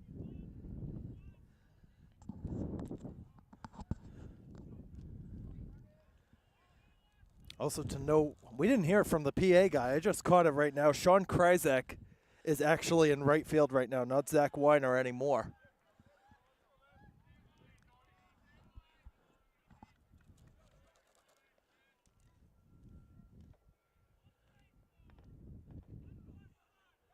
Norton with this lead off first. Won't draw the throw back as that one's upstairs yet again.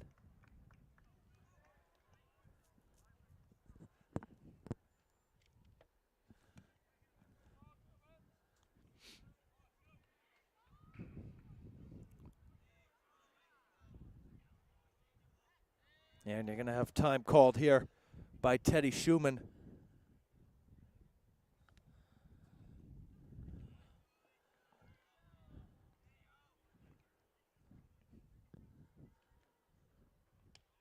That one's going to be in there for a strike, a 1-1 count. Jay, I want to bring this question up. This is a Canton side where they have got a lot of batters who are really strong, can drive that batting average. Their slugging percentage, on-base percentage is really good. They've gotten the guys on, just haven't been able to convert that many runs. Is there anything that you're seeing maybe that they could improve on to get right back into this game? You know, they seem to be, you know, when they're hitting the ball, Keegan, they're just missing hitting it right on the button. You know, it may be a little lower on the bat, a little higher on the bat. They're, you know, they're just it. Also, they're unable to get that timely hit, you know, when they really need it. And I don't know if there's anything more they can do. Sometimes that just is the way the game of baseball goes. As I was doing my notes today, they came in with 68 runners left on base this year. Wow. So that's right under 7 a game. Man. Mostly converting into wins, so they came in 6-4 to tonight's game. That's going to be a tapper on the infield. Silverstein able to grab it. I don't know if he made the tag. Close play at first. Now it gets away. Yep. And it's going to be third and second. I didn't see that. I thought it was low in the dirt, but it skipped right by Ryan Connolly. Yeah, I think it got by his glove. Looked like it just skidded underneath his glove. I don't know if it got through the webbing or it was under it. But that puts runners on second and third with no outs. Andrew Gillis has walked and had a single. Hit could potentially tie the game with nobody out.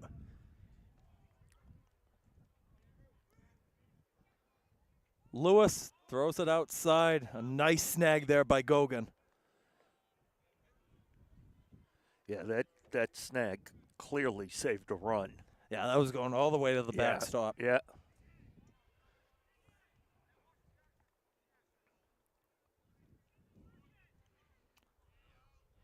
Lewis now trying to redeem himself and the team just when the same as when he came in the third inning. That's going to be downstairs 2-0.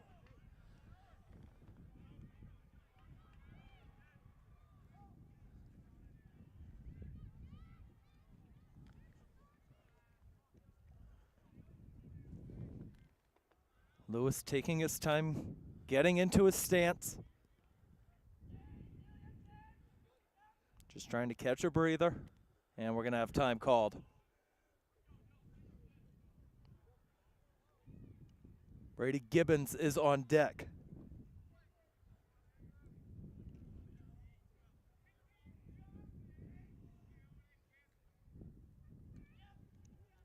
Here's the delivery, and it's outside.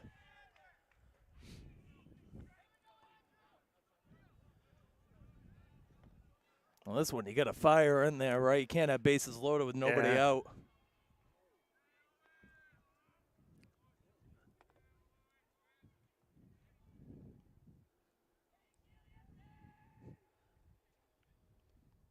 Three-0 pitch. There it is, right down the middle for a strike.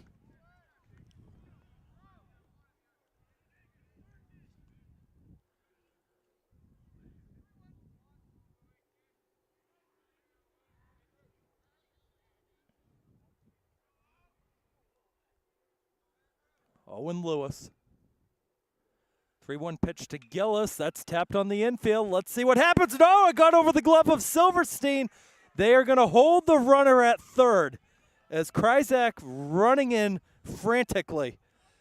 And it is a 4-3 game. Yeah, it just got over Silverstein there. And I think that was a smart move by Canton to hold the runner at third. Franklin would have had a good chance of throwing him out if he had continued home. And you don't want your first out of the inning to come at home plate. Brady Gibbons has popped out and walked. Pop out fly ball in the outfield could score the tying run. Two pitchers, it looks like, warming up in the bullpen. Yeah, see some activity way down over there. Maybe one or two more batters, or if Lewis can deliver some good pitches, maybe the rest of this inning. And running over is going to be Gillis, and that throws high. He'll be in, standing up. Good base running yet again from Andrew Gillis.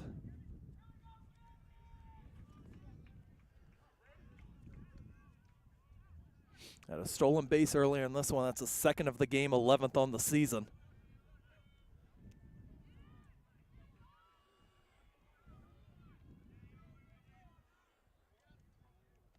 Lewis fires, chased on and missed. Gibbons was going for the long one into the outfield. He was trying to score both those guys and himself on that swing.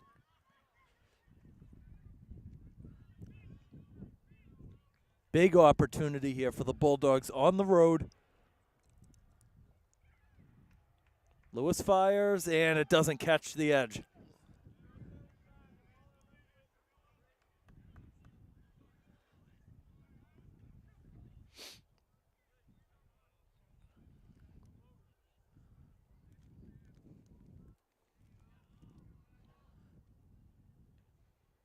Another one chased on and missed. Nice pitch.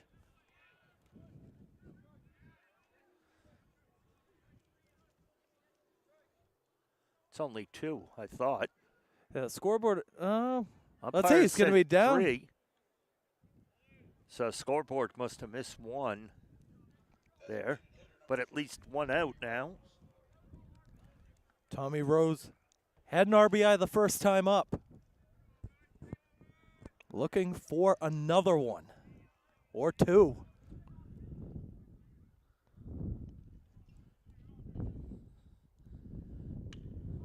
That one hit into left center. Runner on Let's third, see. tagging Sidwell. Sidwell and nice. Oh, now it Oh. goes over the head of Gogan. Here comes the run. Schumann scores. It's 4-4. They had it. They did, and Sidwell's throw just something just happened. Oh, I think they.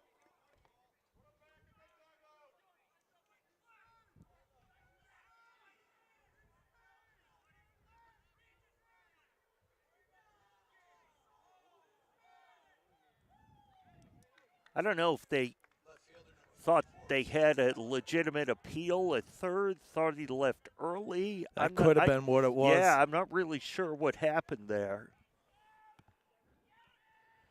You know, it is, you've heard me complain enough about it. It is cold out here, which could put, and that Oh, ball look at gets this. by. Now it's another pass ball, and Canton has the lead 5-4. Scoring is Andrew Gillis. You know, going back to the play before, that ball could have had a little bit of moisture on it when Sid went to throw it to the plate because it looked like it kind of took off on him. That is also the direction of the wind. So who knows what happened? I got to tell you this, though. When Sidwell made that catch, Schumann was not going to run. Correct. He came about a third of the way down and stopped because Sid was clearly had his momentum going towards the plate. And maybe that's what it was. He was moving so quickly. And Coach Brown's going to make a pitching change right here. But But you want to know something? Maybe that's what Coach Brown was arguing about. Maybe he didn't tag back up because he was still Correct. about 10 feet off and the that, bag. that very well could be what he was talking about. I did not, I was watching Sidwell. I did not watch the runner at third. And I think part of it was, I don't think either of us expected No. what transpired to actually happen. The tying and leading run at the moment, scoring on pass balls. Got some activity going on right to the side of us in the Canton bullpen. It's Teddy Schumann warming up. 7 1/3 innings pitched, 10 strikeouts, 2 walks on the year. Well, and you notice he came sprinting out to warm up as soon as Canton took that lead here in the top of the fifth. Yeah, Schumann had the tying run. And the pitching change for Franklin coming in is I got to get the notes. They're all bunched up. Justin Tremblay, one of the seniors honored here on senior night.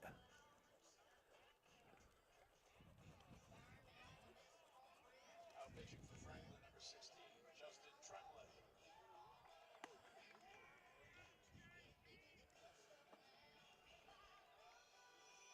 Tremblay has a lot of family members in attendance. Dean alum, his sister Taylor was talking over to me and Andrew before the game. Taylor was one of the people in the Dean Radio DJ side, helped out a lot. I believe the training director for a couple of years.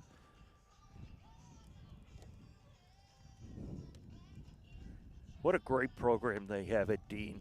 Yeah, it's good. And they have, like, big-name people running the show. Like John Rook, he's the PA announcer for the Patriots. He's and he's awesome. also the Providence College Correct. men's basketball play-by-play voice. Yeah, they've got, and we've been fortunate enough to meet with John on a number of occasions. Just a top-notch guy. Actually had him for 3 classes this semester. Oh, that's so awesome. It's very nice getting to learn from one of the best. And that goes for you, too. You're one of the best here Oh, for Franklin come on. TV. Well, that's kind of you to say. You should talk to my family about that first. They'll tell you the truth. It's going to be Shane Kelleher up to bat, who's flown out and struck out tonight.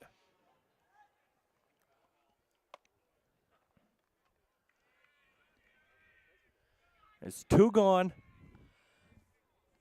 in the fifth, and it is a 1-0 count because they replaced Lewis in the middle of that at bat. Yeah.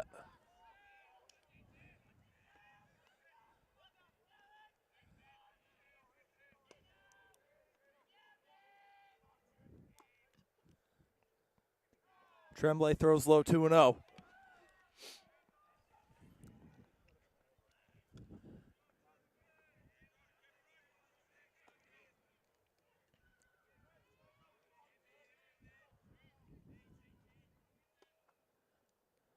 Pitch. Tremblay will force a tapper. Grabbed by Sullivan. Throw over to first is in time. Well, Franklin came into the fifth up 2. Now they trail by 1.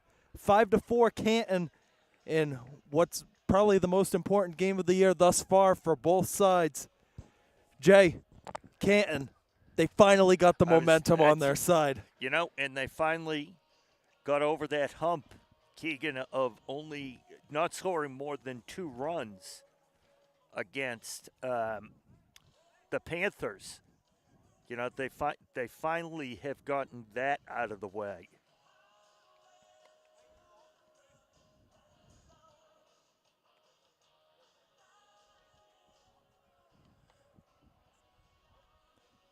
Going to be interesting to see what happens now for the Franklin offensive side. They had some momentum going the first, third, and fourth innings.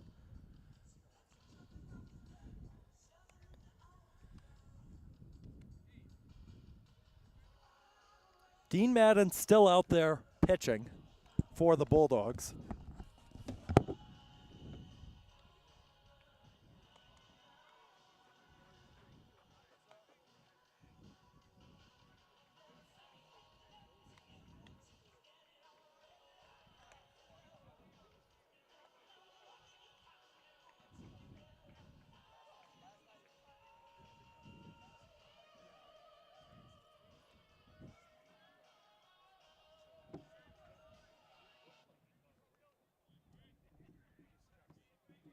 Due up in this inning, it's Lucini, Connolly, and Sidwell.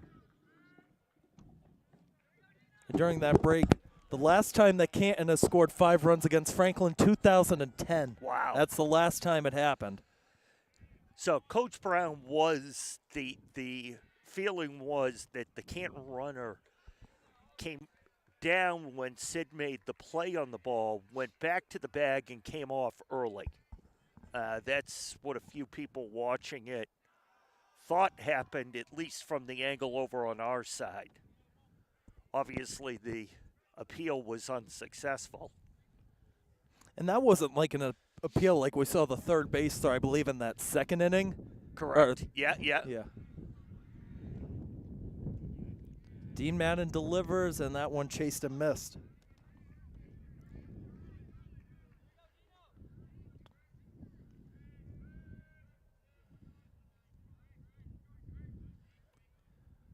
One-two pitch, swung on and missed, strike 3. Well, now, you know, Canton's feels great about themselves. They've got everything going in their direction. Franklin, I'm sure, is feeling frustrated after that last half inning. That one's going to go away. That was actually McAlpine at the plate filling in for Matt Lucini. It's all about keeping your composure. It's still a 1-run game. And right. On the Panthers side, you've got 2 2/3 innings to work with to get at least 1 run, as that one goes to the backstop yet again.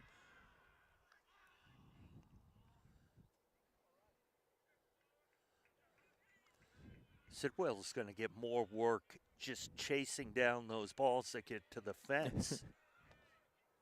That one rocketed down the left field line, but foul. That one sounded good off the bat. It did.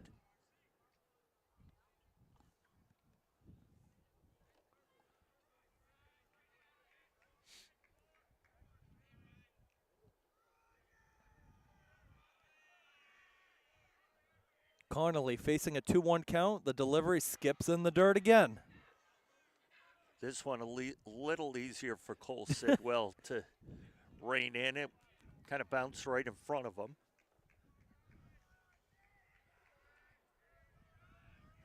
Madden delivers a 3-1, chased on and missed. that- Nice pitch. That was high. I thought kind of he uppercutted at that ball. Full count. Chased and missed, same pitch. Another strikeout. Center fielder number 1, Cole Sidwell. Cole Sidwell has also struck out in this game. He's also walked.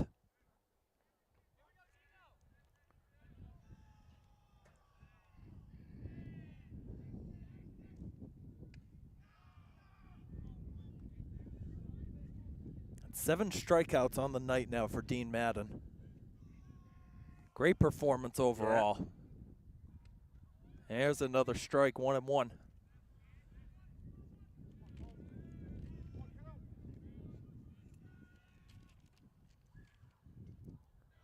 Skipper about 3 feet in front of home plate.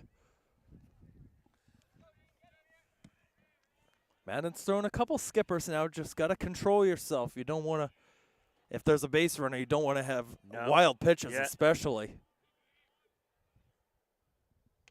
That's inside for a ball. Could be the last inning of work, maybe the last batter we see out of Dean Madden.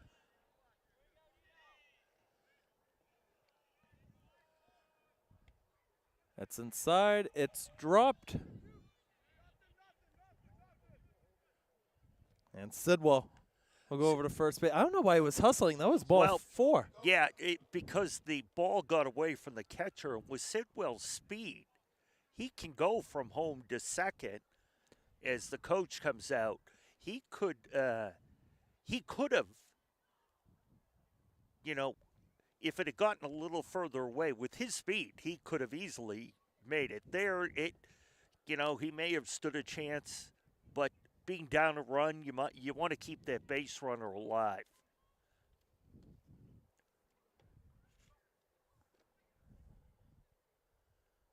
Let's see what happens in this discussion. Well, they're staying They're pat. going to keep him out there. Yeah. It's Joey Gogan is 2 for 2 tonight, trying to keep the inning alive.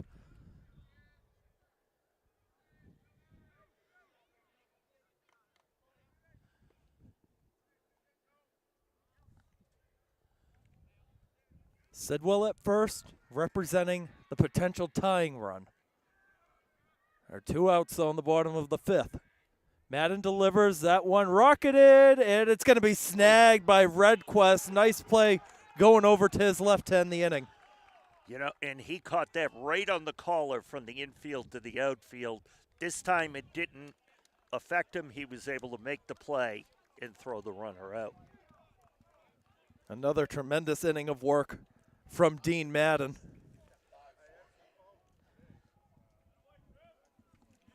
Two more innings to go in this one. Tremblay remains out there as the Panther pitcher.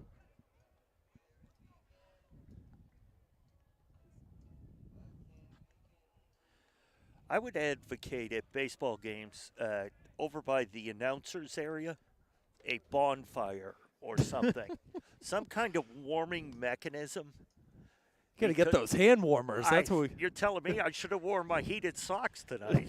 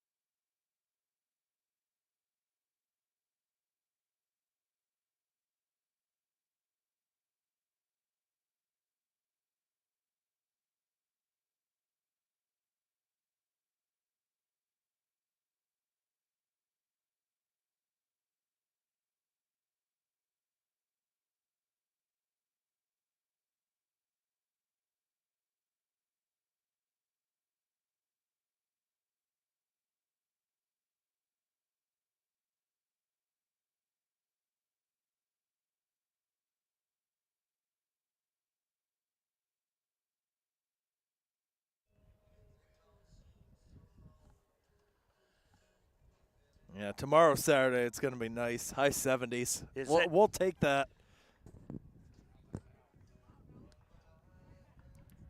But it's supposed to rain tomorrow afternoon.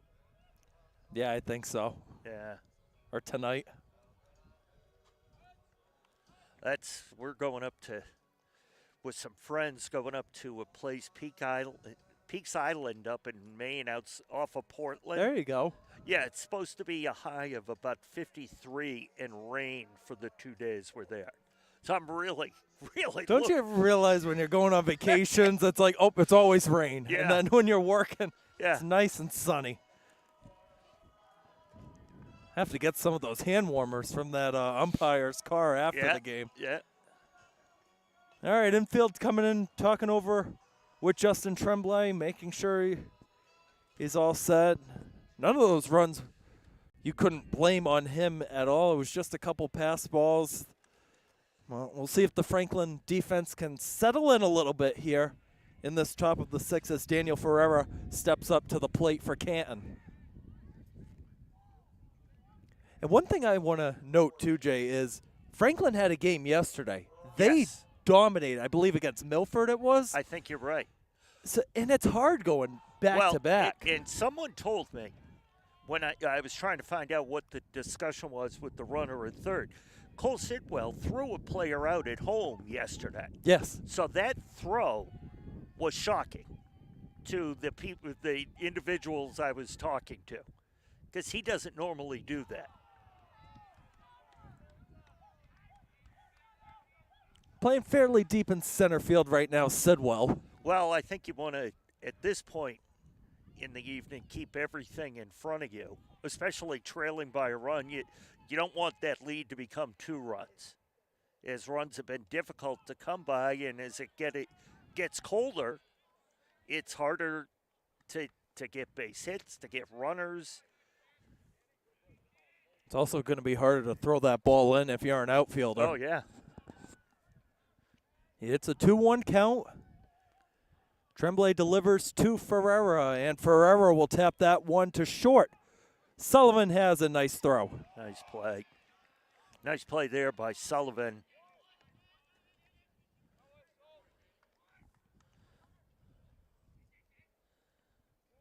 Second baseman number 21, William Young. And it's going to be William Young now. Pinch hitting for Kyle Redquest.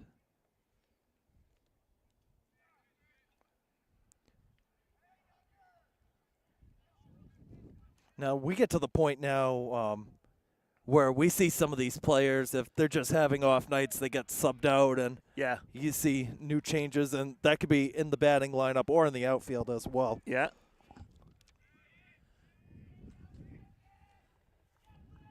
Young on the year is batting .250 for his average. And he'll rocket that one. Nice snag Nice back. by McAlpine. High throw, and it's not handled by Connolly. Heading down to second is going to be William Quest, and he's then standing up. That's another one where I wonder if was impacted by the cold. They're again, because the temperature has dropped a little bit, there's probably a little moisture on the grass, so there could have been some on the ball as McAlpine went to throw that, because similar to Sitwell's throw in the previous inning, it just seemed to sail and all of a sudden take off.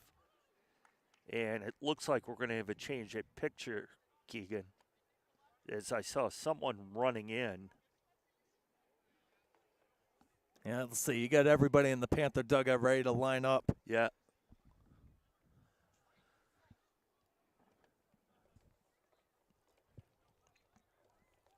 I got to tell you, the 3 Panthers pitchers that have been out there, they've all been doing very well on the mound.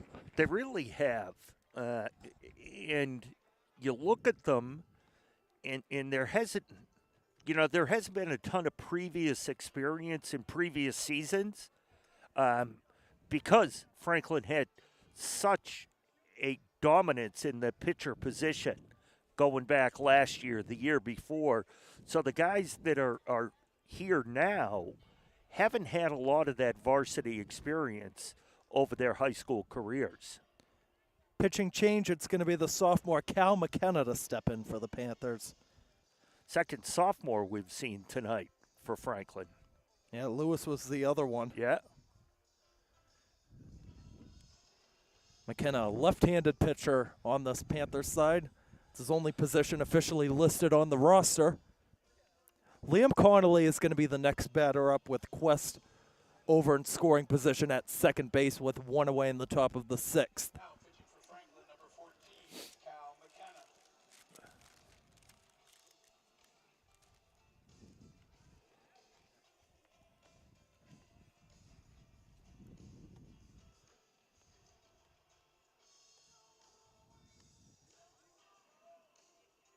Gotta say, the DJ, the PA announcer, they're doing good under that table over there.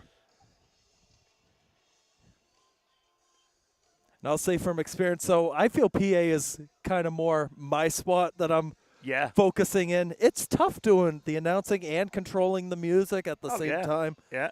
Especially for games like football. Like, that's where it gets hard.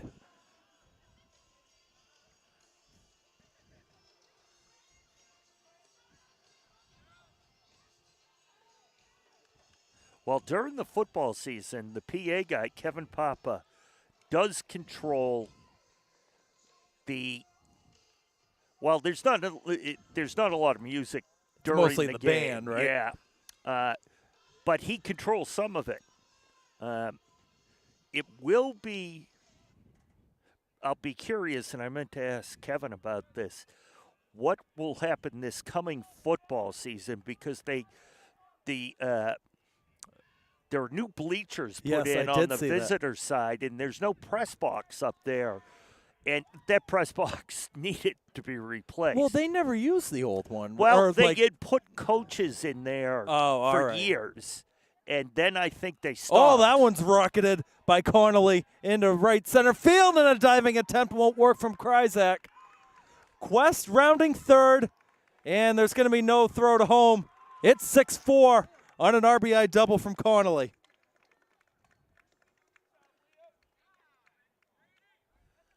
I mean, I know we were in the middle of that discussion. That was a rocket by Liam Connolly. Yeah, and it was right in the gap.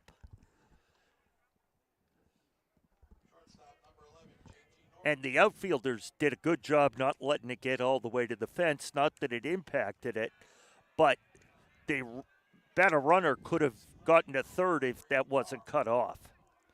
Pinch runner over at second base is Grady Carr.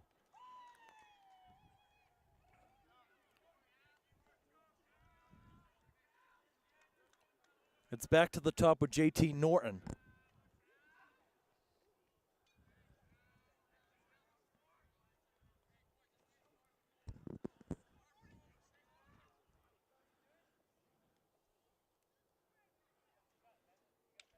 That one fouled back.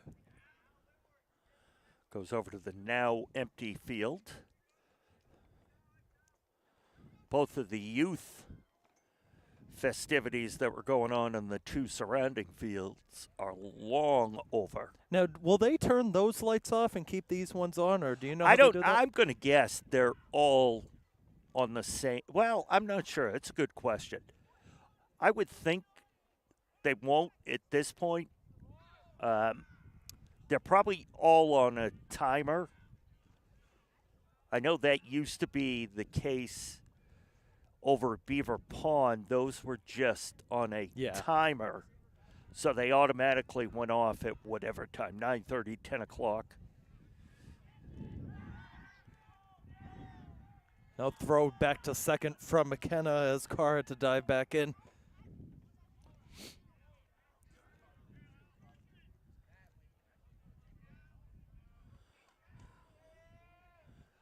The count is 1-2 with one out in the top of the sixth, and now we're going to have another time called.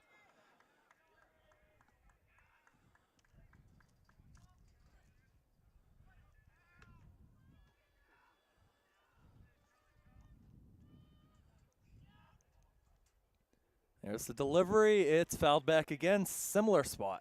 Yeah. See if maybe some of those youth kids that we were talking about maybe go grab a souvenir for the ride home. Well, got to remember, A lot of those youth kids have school tomorrow. Yeah. And it's 9 o'clock.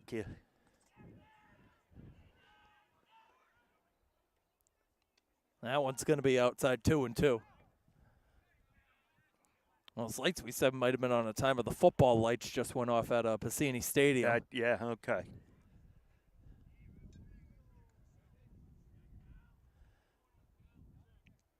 These may not be, because baseball and softball are not time games. Yes. So you never know, theoretically, when they're going to end. Another fake throw over from McKenna. And the Bulldog dugout's letting him hear it.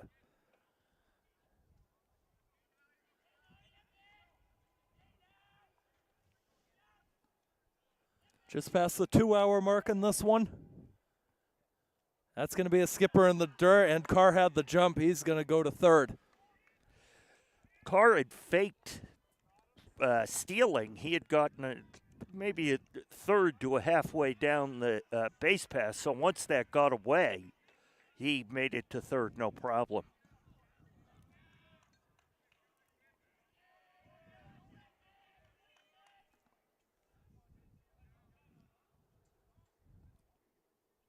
Here's the pitch, and that's another skipper. It's a walk.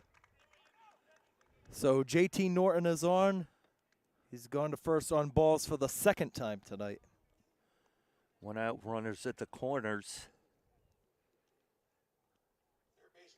Back to Teddy Schumann. He was the guy that was warming up earlier. Behind us, yeah.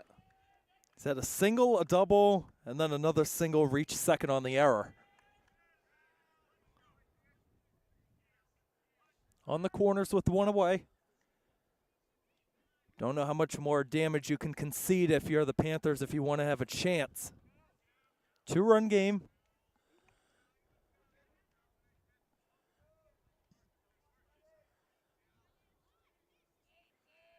McKenna sets. And fires. And it's going to be a strike to Schumann.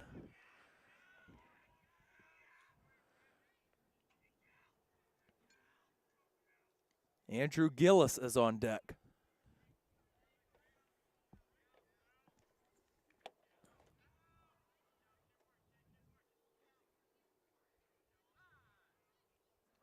And another time called. This doesn't help your cause of a quicker game. They calling time left and right. Let's see if it helps out Teddy Schumann here. And now throw back to third, not going to be in time. Forces a dive back from Carr.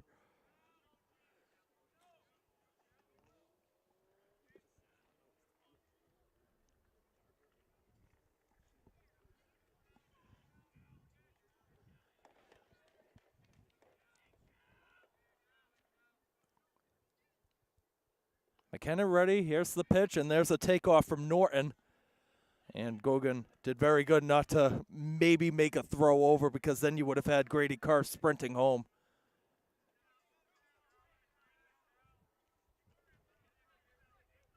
It's a 1-1 count.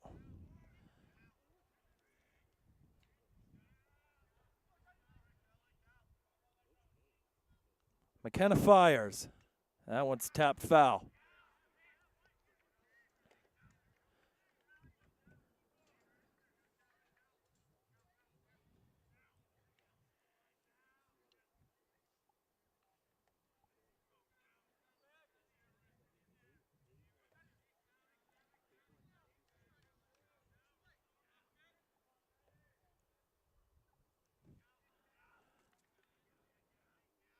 Infield in, right on the grass.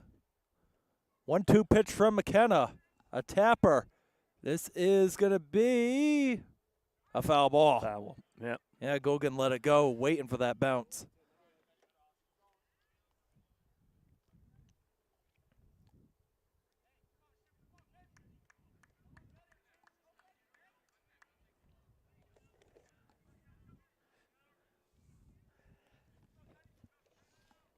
Keeping the at-bat going for a while here, Schumann.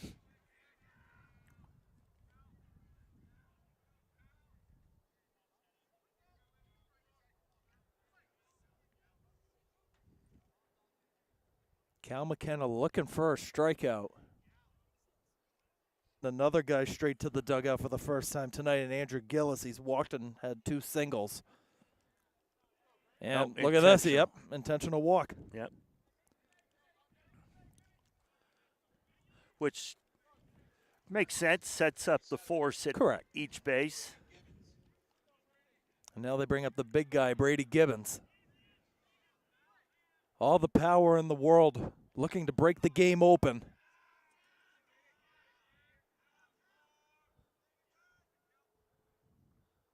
Cracked into left. Lucini is under it, though. That was good contact. Yeah. Lucini read it well. Yeah, Lucini able to grab that probably about 15 feet from the fence. Was more of a lower line drive shot. And it looks like Schumann, well, I don't know if he's going to the mound or going to third. Is. Yep, he's going to be. He's stopping there. Yeah, there we go. Yep. Had to just pick up the ball that was right there. Let's see. Schumann was playing third, so now you're going to have a change at third base. I think I saw 44. Yes, it's over going to there. be. It's going to be Shane Kelleher. Now, wait a minute. He was in left field. Now there's going to be changes everywhere right now. Better you than me keeping track of it.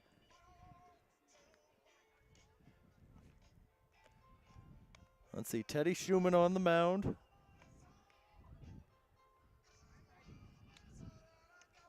Wish I had my binoculars. I certainly cannot. Just turn around. 14. Is that who it is? 14? He turned, and I think the second number's 4. But unless he turns, and we can see the back, I'll have no chance. Well, Gill is still in center.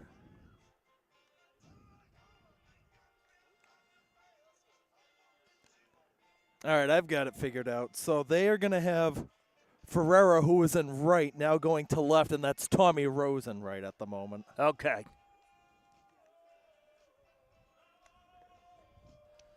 Good job, Keegan. Glad we could figure that one out. That's teamwork. You pointed out the John Rook will be proud of you being able to figure that out.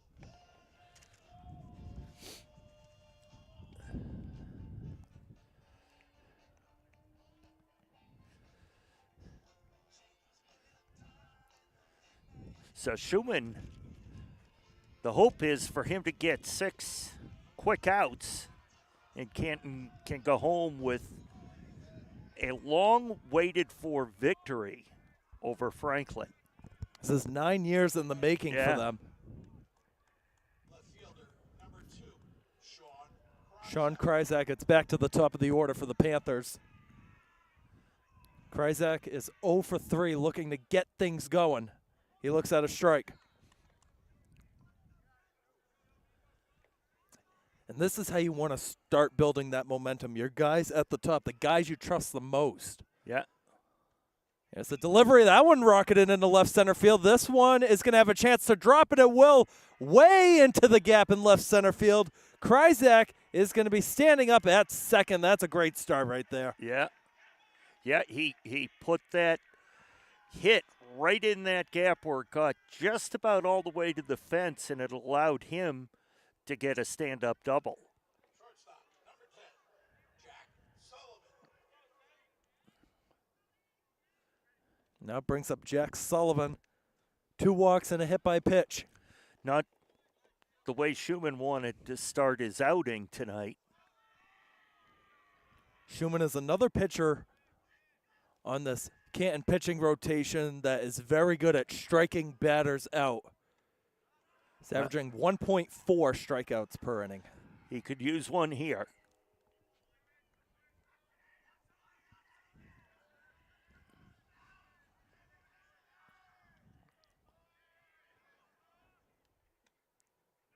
That one couldn't drop in all the way. It's a ball.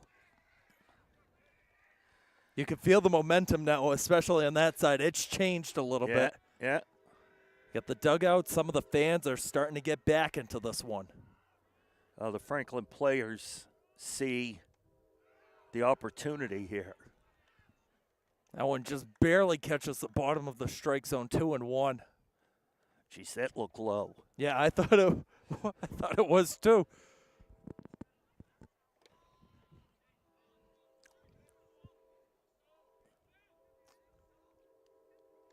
Sullivan looks at one low, 3-1.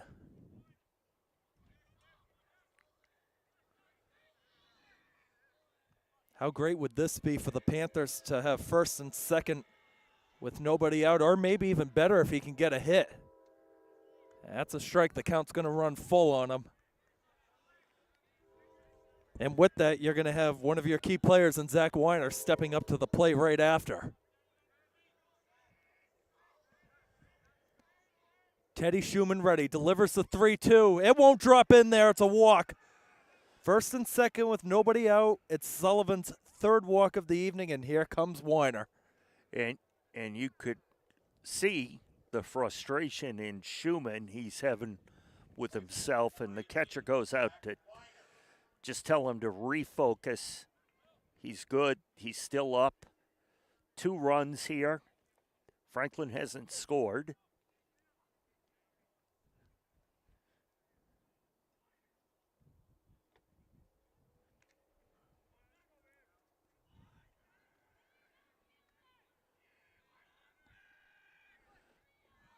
Big chance here for the Panthers. You got to start with 1.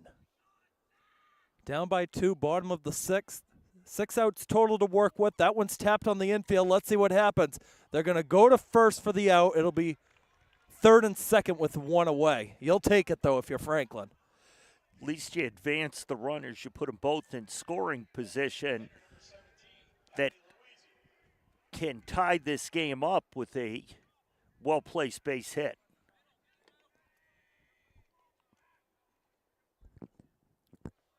Louisi drove in the last run for the Panthers in this one. Ended up reaching on an error. A hit will definitely score 1, potentially the tying run to make it 2.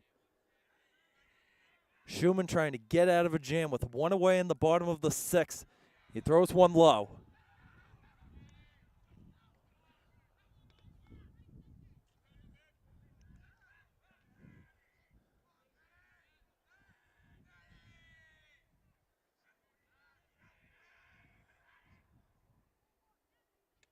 That one drops in there. Another good pitch to Louisi. 1-1.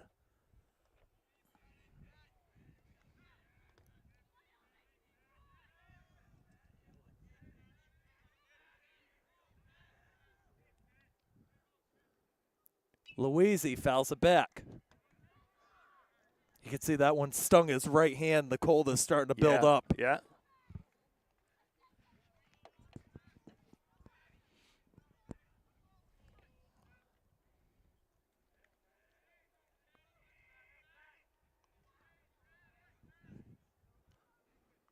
Here comes the 1-2 from Schumann. That one tapped, and it's going to be snagged. Throw to home, not in time. It's a 1-run game.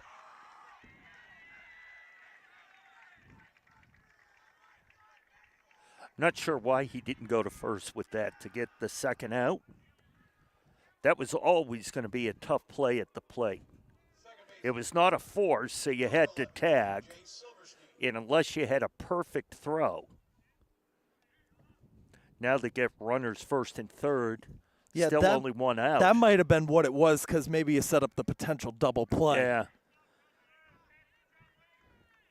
Now 90 feet away, though, is the tying run. New runner in at first. James Amaru is the pinch runner.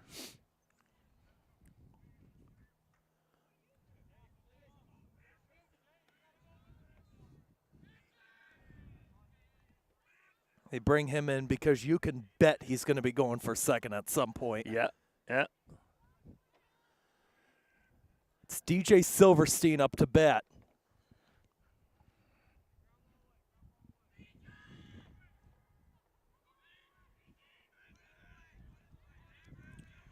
Oh, it's got the intensity of a playoff game right now. High stakes, both sides. Franklin looking to come back. Silverstein looks at a strike. Let's see him go now.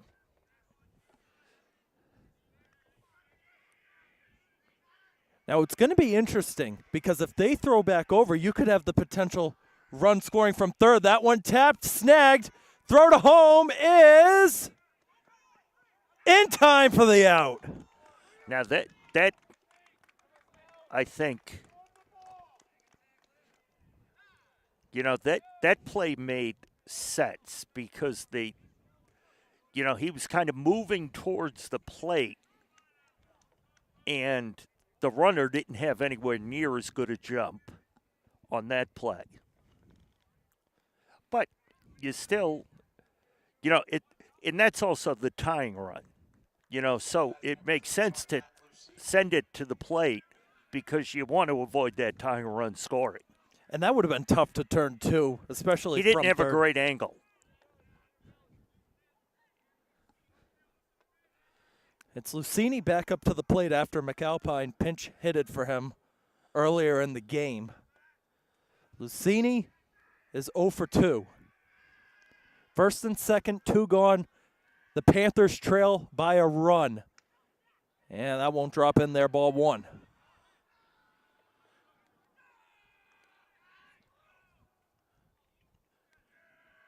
Schumann looking at getting out of this inning, Keegan, with only giving up 1 run, which it initially looked after the first 2 batters, it could have been a big half inning for Franklin. And I'll say this, you keep going through these guys, you might have a chance to get back to the top of the order in the 7th. That's going to be a strike as it catches probably that top part of the strike zone, 2-1. That second pitch, though, that one was really close. Amaru at second, Silverstein at first. They put Amaru in for the speed.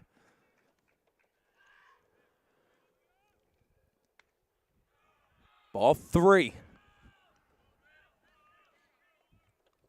Ryan Connolly is on deck.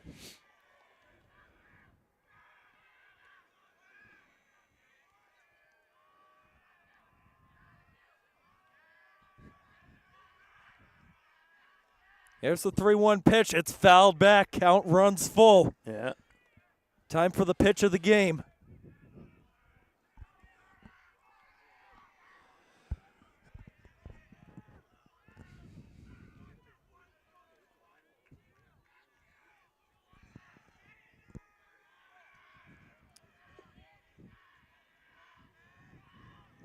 Runners go.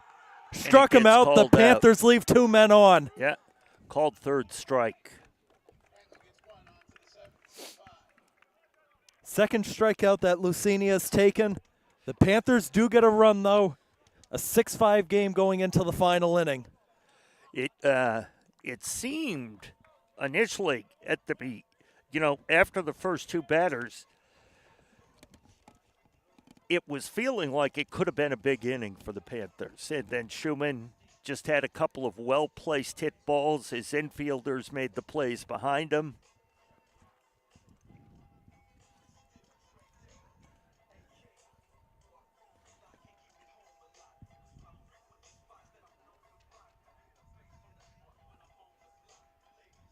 Cal McKenna's back in there to pitch.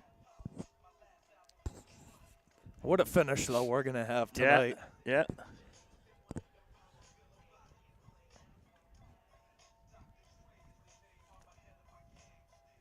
If there's anything, though, unfortunately, you don't want to hear as a Panther fan, when we get to the bottom of the 7th, it's going to be the 7, 8, 9 in the batting order. Now, obviously, high school a little bit different. Doesn't really go based as much on talent. And you still have some good high school hitters. Correct.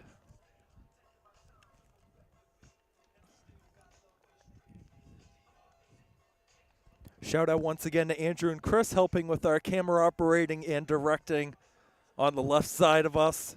Doing great work, as always, with Franklin Pride TV.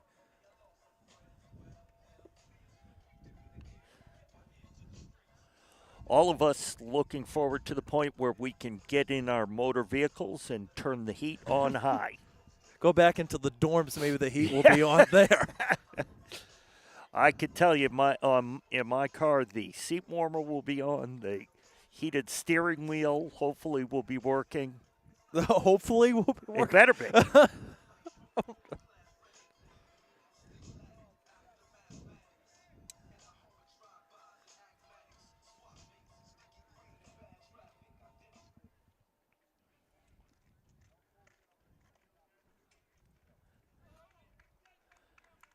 Rose will lead off the 7th for Canton. It's going to be Rose, Kelleher, and Ferreira.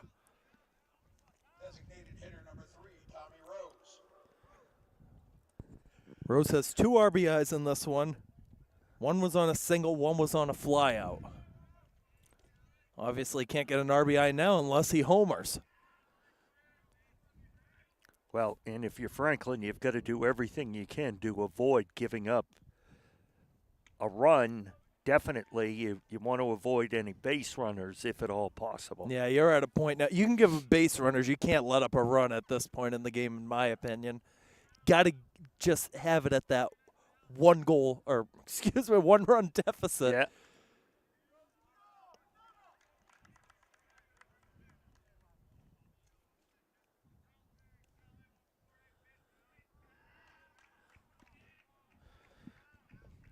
Quick 2-0 count. Here's McKenna with the pitch. Up high.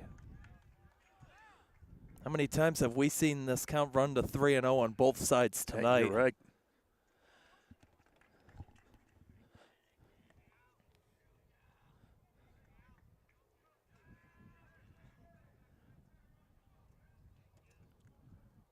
McKenna delivers. It's a strike.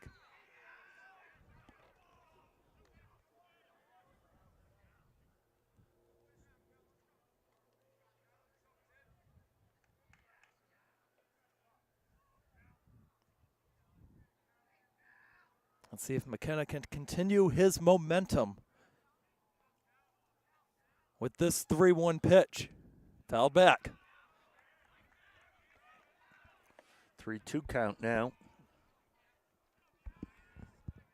What do you go with, Jay, on this full count pitch? What do you go with? Whatever pitch he is the most comfortable with.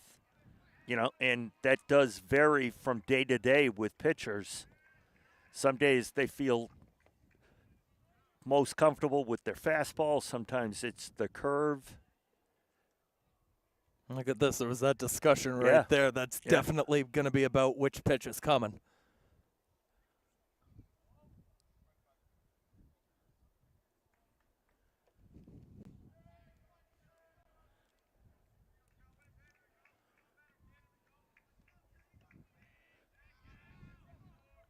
Tommy Rose has been doing a tremendous job this evening filling in as the DH and stepping into right.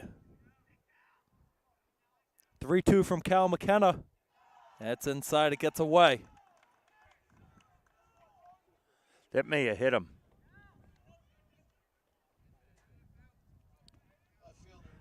Yeah, it did hit him. He just nodded. The dugout asked. Yeah, if not, he would have come flying down first base. He would have tried, he would have had a chance to try to go to second. Yeah, it was that similar situation earlier, would have been.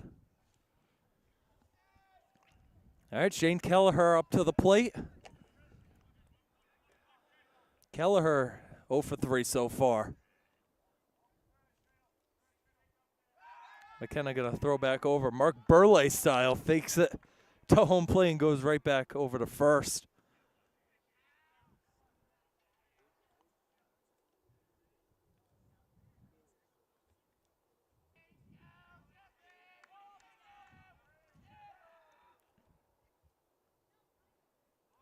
McKenna delivers. They'll lay down a bunt. Really nice bunt. And Gogan will get it over to first for the out. Advancing to second as Rose. But puts a runner in scoring position here for the Bulldogs.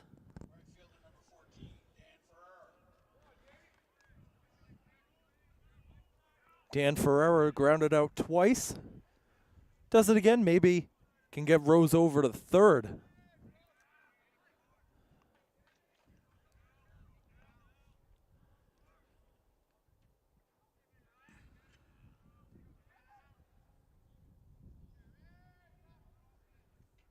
pitch up high.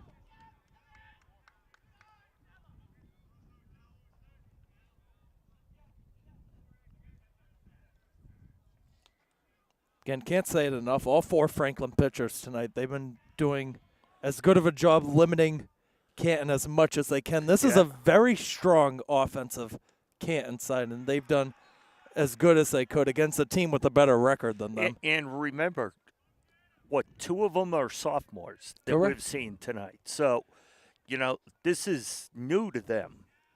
Not this season, but being in this position.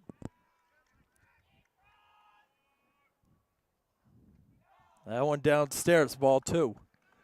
And that's also, too, because these teams play each other once a year because it's a cross-division Hockomock matchup. Sometimes you're familiar with the other players, like you know what they're going to bring. Those underclassmen, you're not used to them just yet. Yeah. There's the pitch. Right down the middle, strike 2.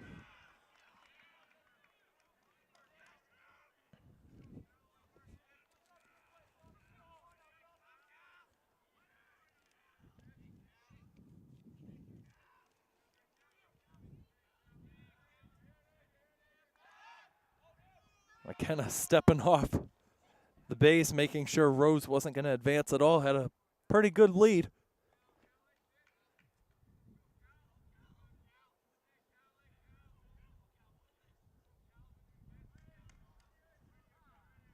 And time's going to be called here.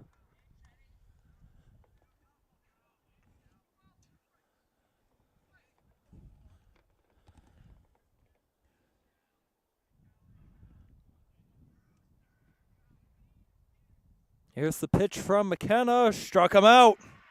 Nice pitch. Nice pitch.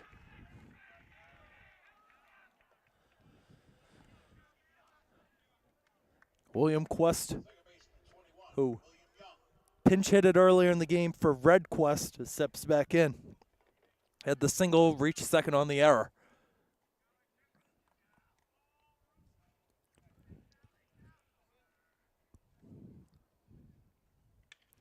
Rocketed and into right.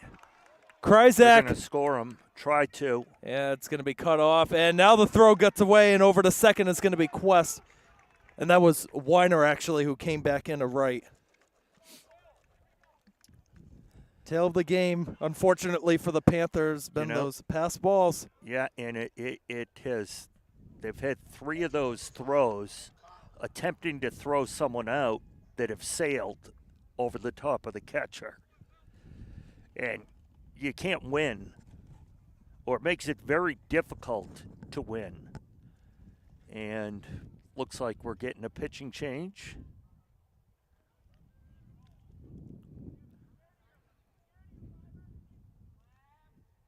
Yeah, let's see who they bring in. So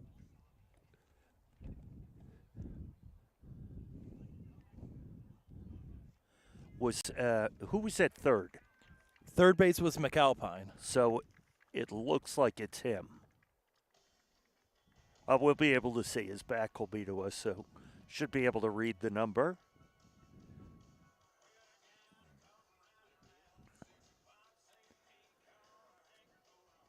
Is that 2? That'd be Kryzak.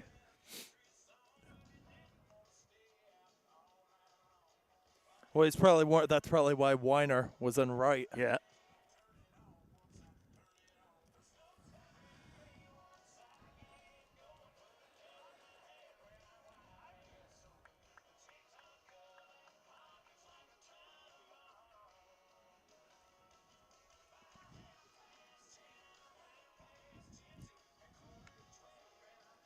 Wish we had those live stat updates that your friend had for basketball. This paper's it's running out of space. Yeah.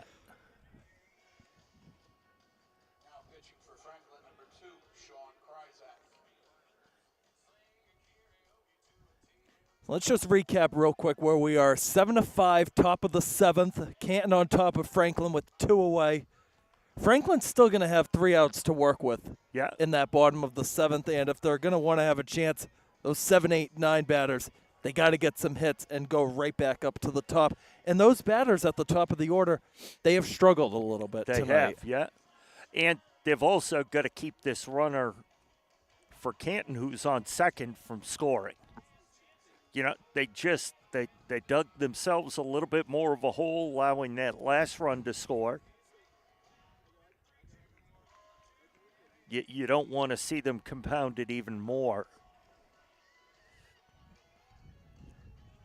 It is William Quest who is on second because he just had that hit, and then he reached second on that fielder's choice with the throw back home to Gogan.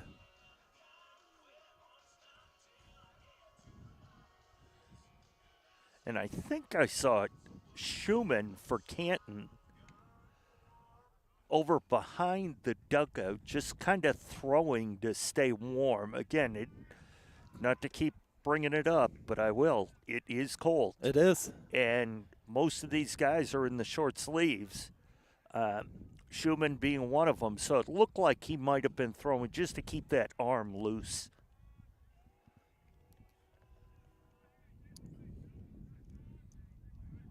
Is Liam Connolly up to the plate? Schumann is 2 batters away, so unless the inning gets extended by 2 more batters, he won't have to come up to bat again.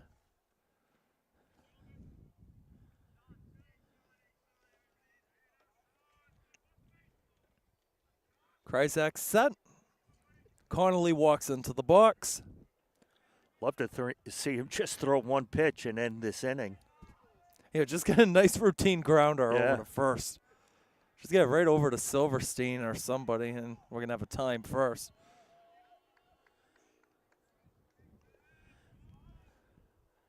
Geez, these last couple of innings have taken an eternity.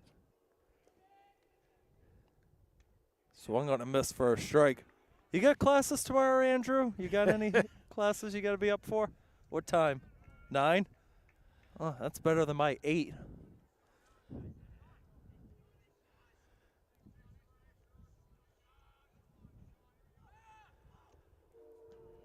Another time called here. As that train goes right over. If we keep going at this pace, we're going to be still playing when the last train runs later on tonight. That one fouled back. 0-2. I'm not even going to talk about the train right now. We have this new commuter line right by my house, and nobody likes it at all. Like, I'm probably 150 feet away from my house, and, like, nobody is happy with that at all. That's a story for another day, though. Here comes the 0-2 from Sean Kryzak, and he struck him out. 1-2-3, right in the ball game. There we go. Now let's see what the Panthers can do.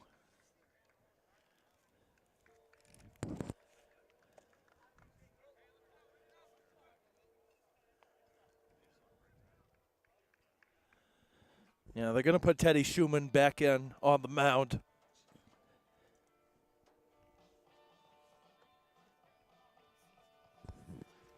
Do it for the Panthers, Ryan Connolly, Cole Sidwell, and Joey Gogan. That is if we don't see any more pinch hitters.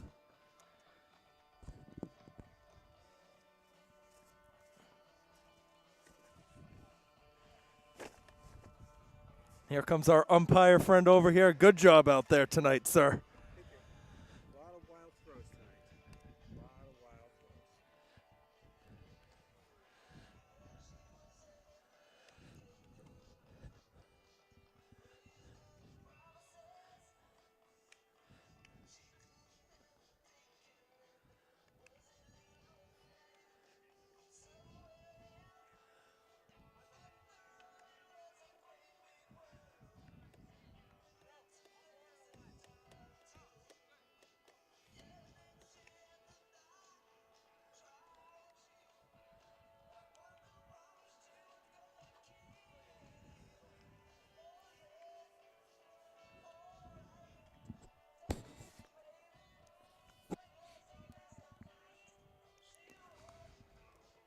All right, while the Bulldogs finish warming up on defense, I just want to go over the 7-8-9 real quick for the Panthers side and how well they've done tonight. Yeah. They've amassed 3 walks, 2 singles, and a reach on an error. So that's 6 out of 9. The other 3 were 2 strikeouts and a ground out. So they've been doing well in They've reaching gotten the on base. yeah. And especially at the start of the innings, too. That's what they've done pretty well. Well, you don't want to put the pressure on the 9 and then the 1 hitter with the first 2 batters getting retired, getting yourself down to 1 out, needing 2 runs. It is a almost insurmountable mountain to climb. So you want to see if you can get one of the first 2 batters on.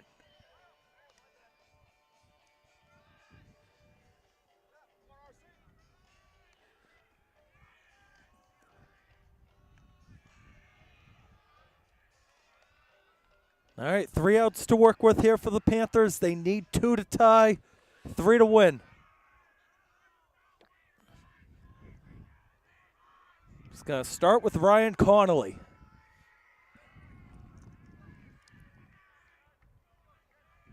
Leading off the 7th, first baseman, number 4, Ryan Connolly. Here's the delivery from Schumann. Connolly will look at 1 high. This is the second opportunity now in the last week where Franklin has had the chance to get to 500 for the first time after a really slow start. Unless they get 2 to maybe extend this thing and maybe win it, it's going to be another failed opportunity. But there's still lots of time to go in this season. Plenty of more chances. 1-1 from Schumann. There's another strike. Connolly wanted nothing of it.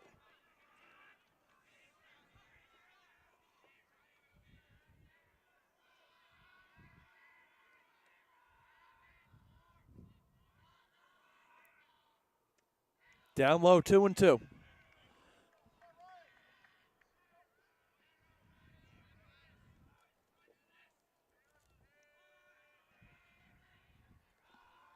Here's the pitch. Fouled back.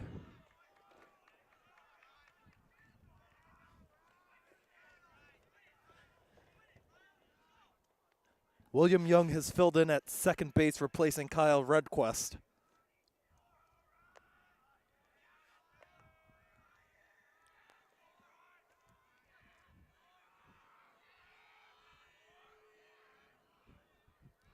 Two to Connolly. Strike 3, got him looking. Right at the knees, look like from here. Can't do it any better than that. No. Center fielder, number 1, Cole Sidwell. And now it's Sidwell.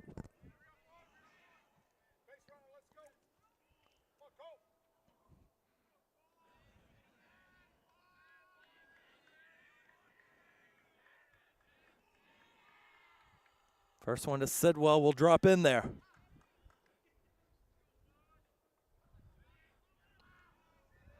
Gogan on deck. 0-1 from Schumann. Not going to catch the corner that time.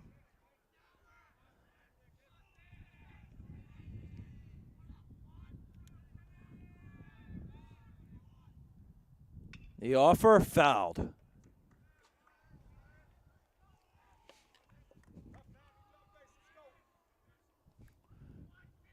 One and two. I mean, it'd be tough to go with another low one right at the knees. There it is. Strike 3. Oh, Got him looking again. Cole thought it was outside. Tough one. All right, last chance here for the Panthers. Joe Gogan. 22, Joe Gogan. 2 singles and a ground out. Needs something to keep the game going.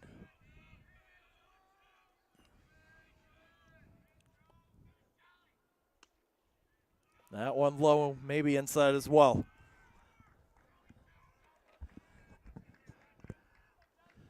Canton can feel that first win in 9 years. Tapped and into right field for a hit. The game continues. Third single of the evening for Joe Gogan. And get back to the top of the order. Number 2, Sean Kryzak. The Canton coach is going out to talk to the umpire. Oh, just brought Yeah, the just ball throwing out. the ball in. Yeah, that was that foul one earlier. McCahill, once again, is going to pinch run for Gogan.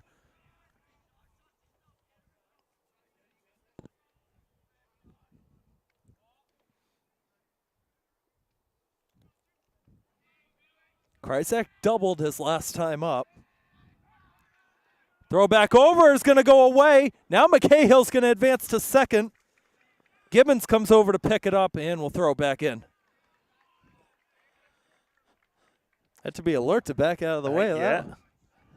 That would have been a tough scoop for Gibbons there at first. That ball throw over from Schumann was low and in the dirt. Here's the pitch, strike one.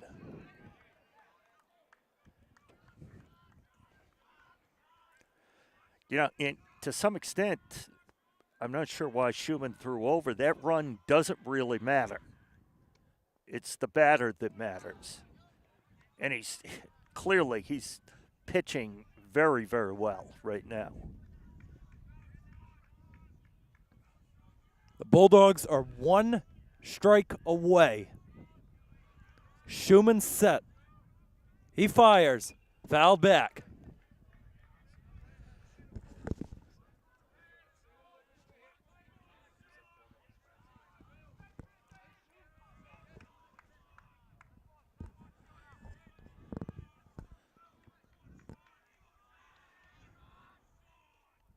Another chance. Rocketed into center field for a hit.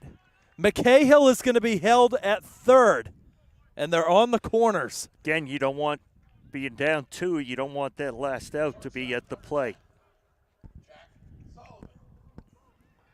Now let's see. Looks like Kryzak's going to stay in there. You got to get him to second some way, somehow. I don't think you want to intentionally walk Sullivan. Well, I don't, yeah, because right now you got to force at first or second. Sullivan has walked 3 times. One of them was intentional. He's also been hit by a pitch. That one drops in there for strike one.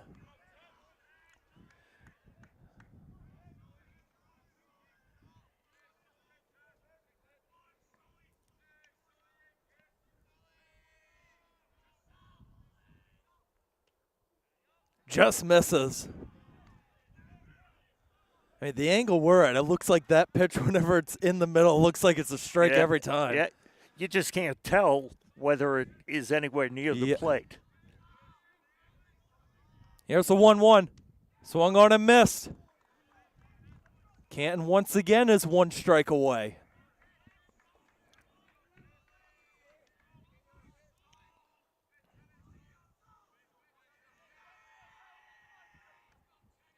The pitch from Schumann. Hit on the infield and a snag by Schumann over to first. The first time since 2016, Canton has defeated Franklin in a baseball varsity matchup. Well, Franklin kept battling back, but they were kind of behind the 8 ball from the beginning of the game. They got down early. They took the lead, and then just some mental mistakes on throws. It was the difference in this game. So Canton goes to 7-4 on the year. Got to ask, what did you like from them, and what do they have to continue doing the rest of their? Just keep playing, pitching the way they pitch great. Their pitchers were phenomenal tonight. They keep doing that. They should have a good rest of the season. And for Franklin, 5-7, another tough, disappointing home loss. And it's been a long week for them. It's never easy having a 3-game week. No. Next game coming up, I believe, is next week. Yeah, I think you're right. So what's going to be the mindset going into that one? Because this Panthers side, and based on power ranking strength of schedule, they'll most likely have a chance at the state tournament, but you always want that guaranteed spot. They just need to refocus. They just need to put the mistakes they made tonight to the side. Forget about them. Can't change it. Game's over. Just have to move on. Well, tonight was a game that took 2 hours and 44 minutes. Jay Horrigan, I want to thank you so much for letting me hop my on with pleasure, you. Keegan. The That legend was fun. himself here in Franklin. Oh, for the love of Pete. Shout out to Chris and Andrew helping out with our technical productions. From all of us at Franklin Pride TV, I'm Keegan Hamblett signing off. We will see you next time.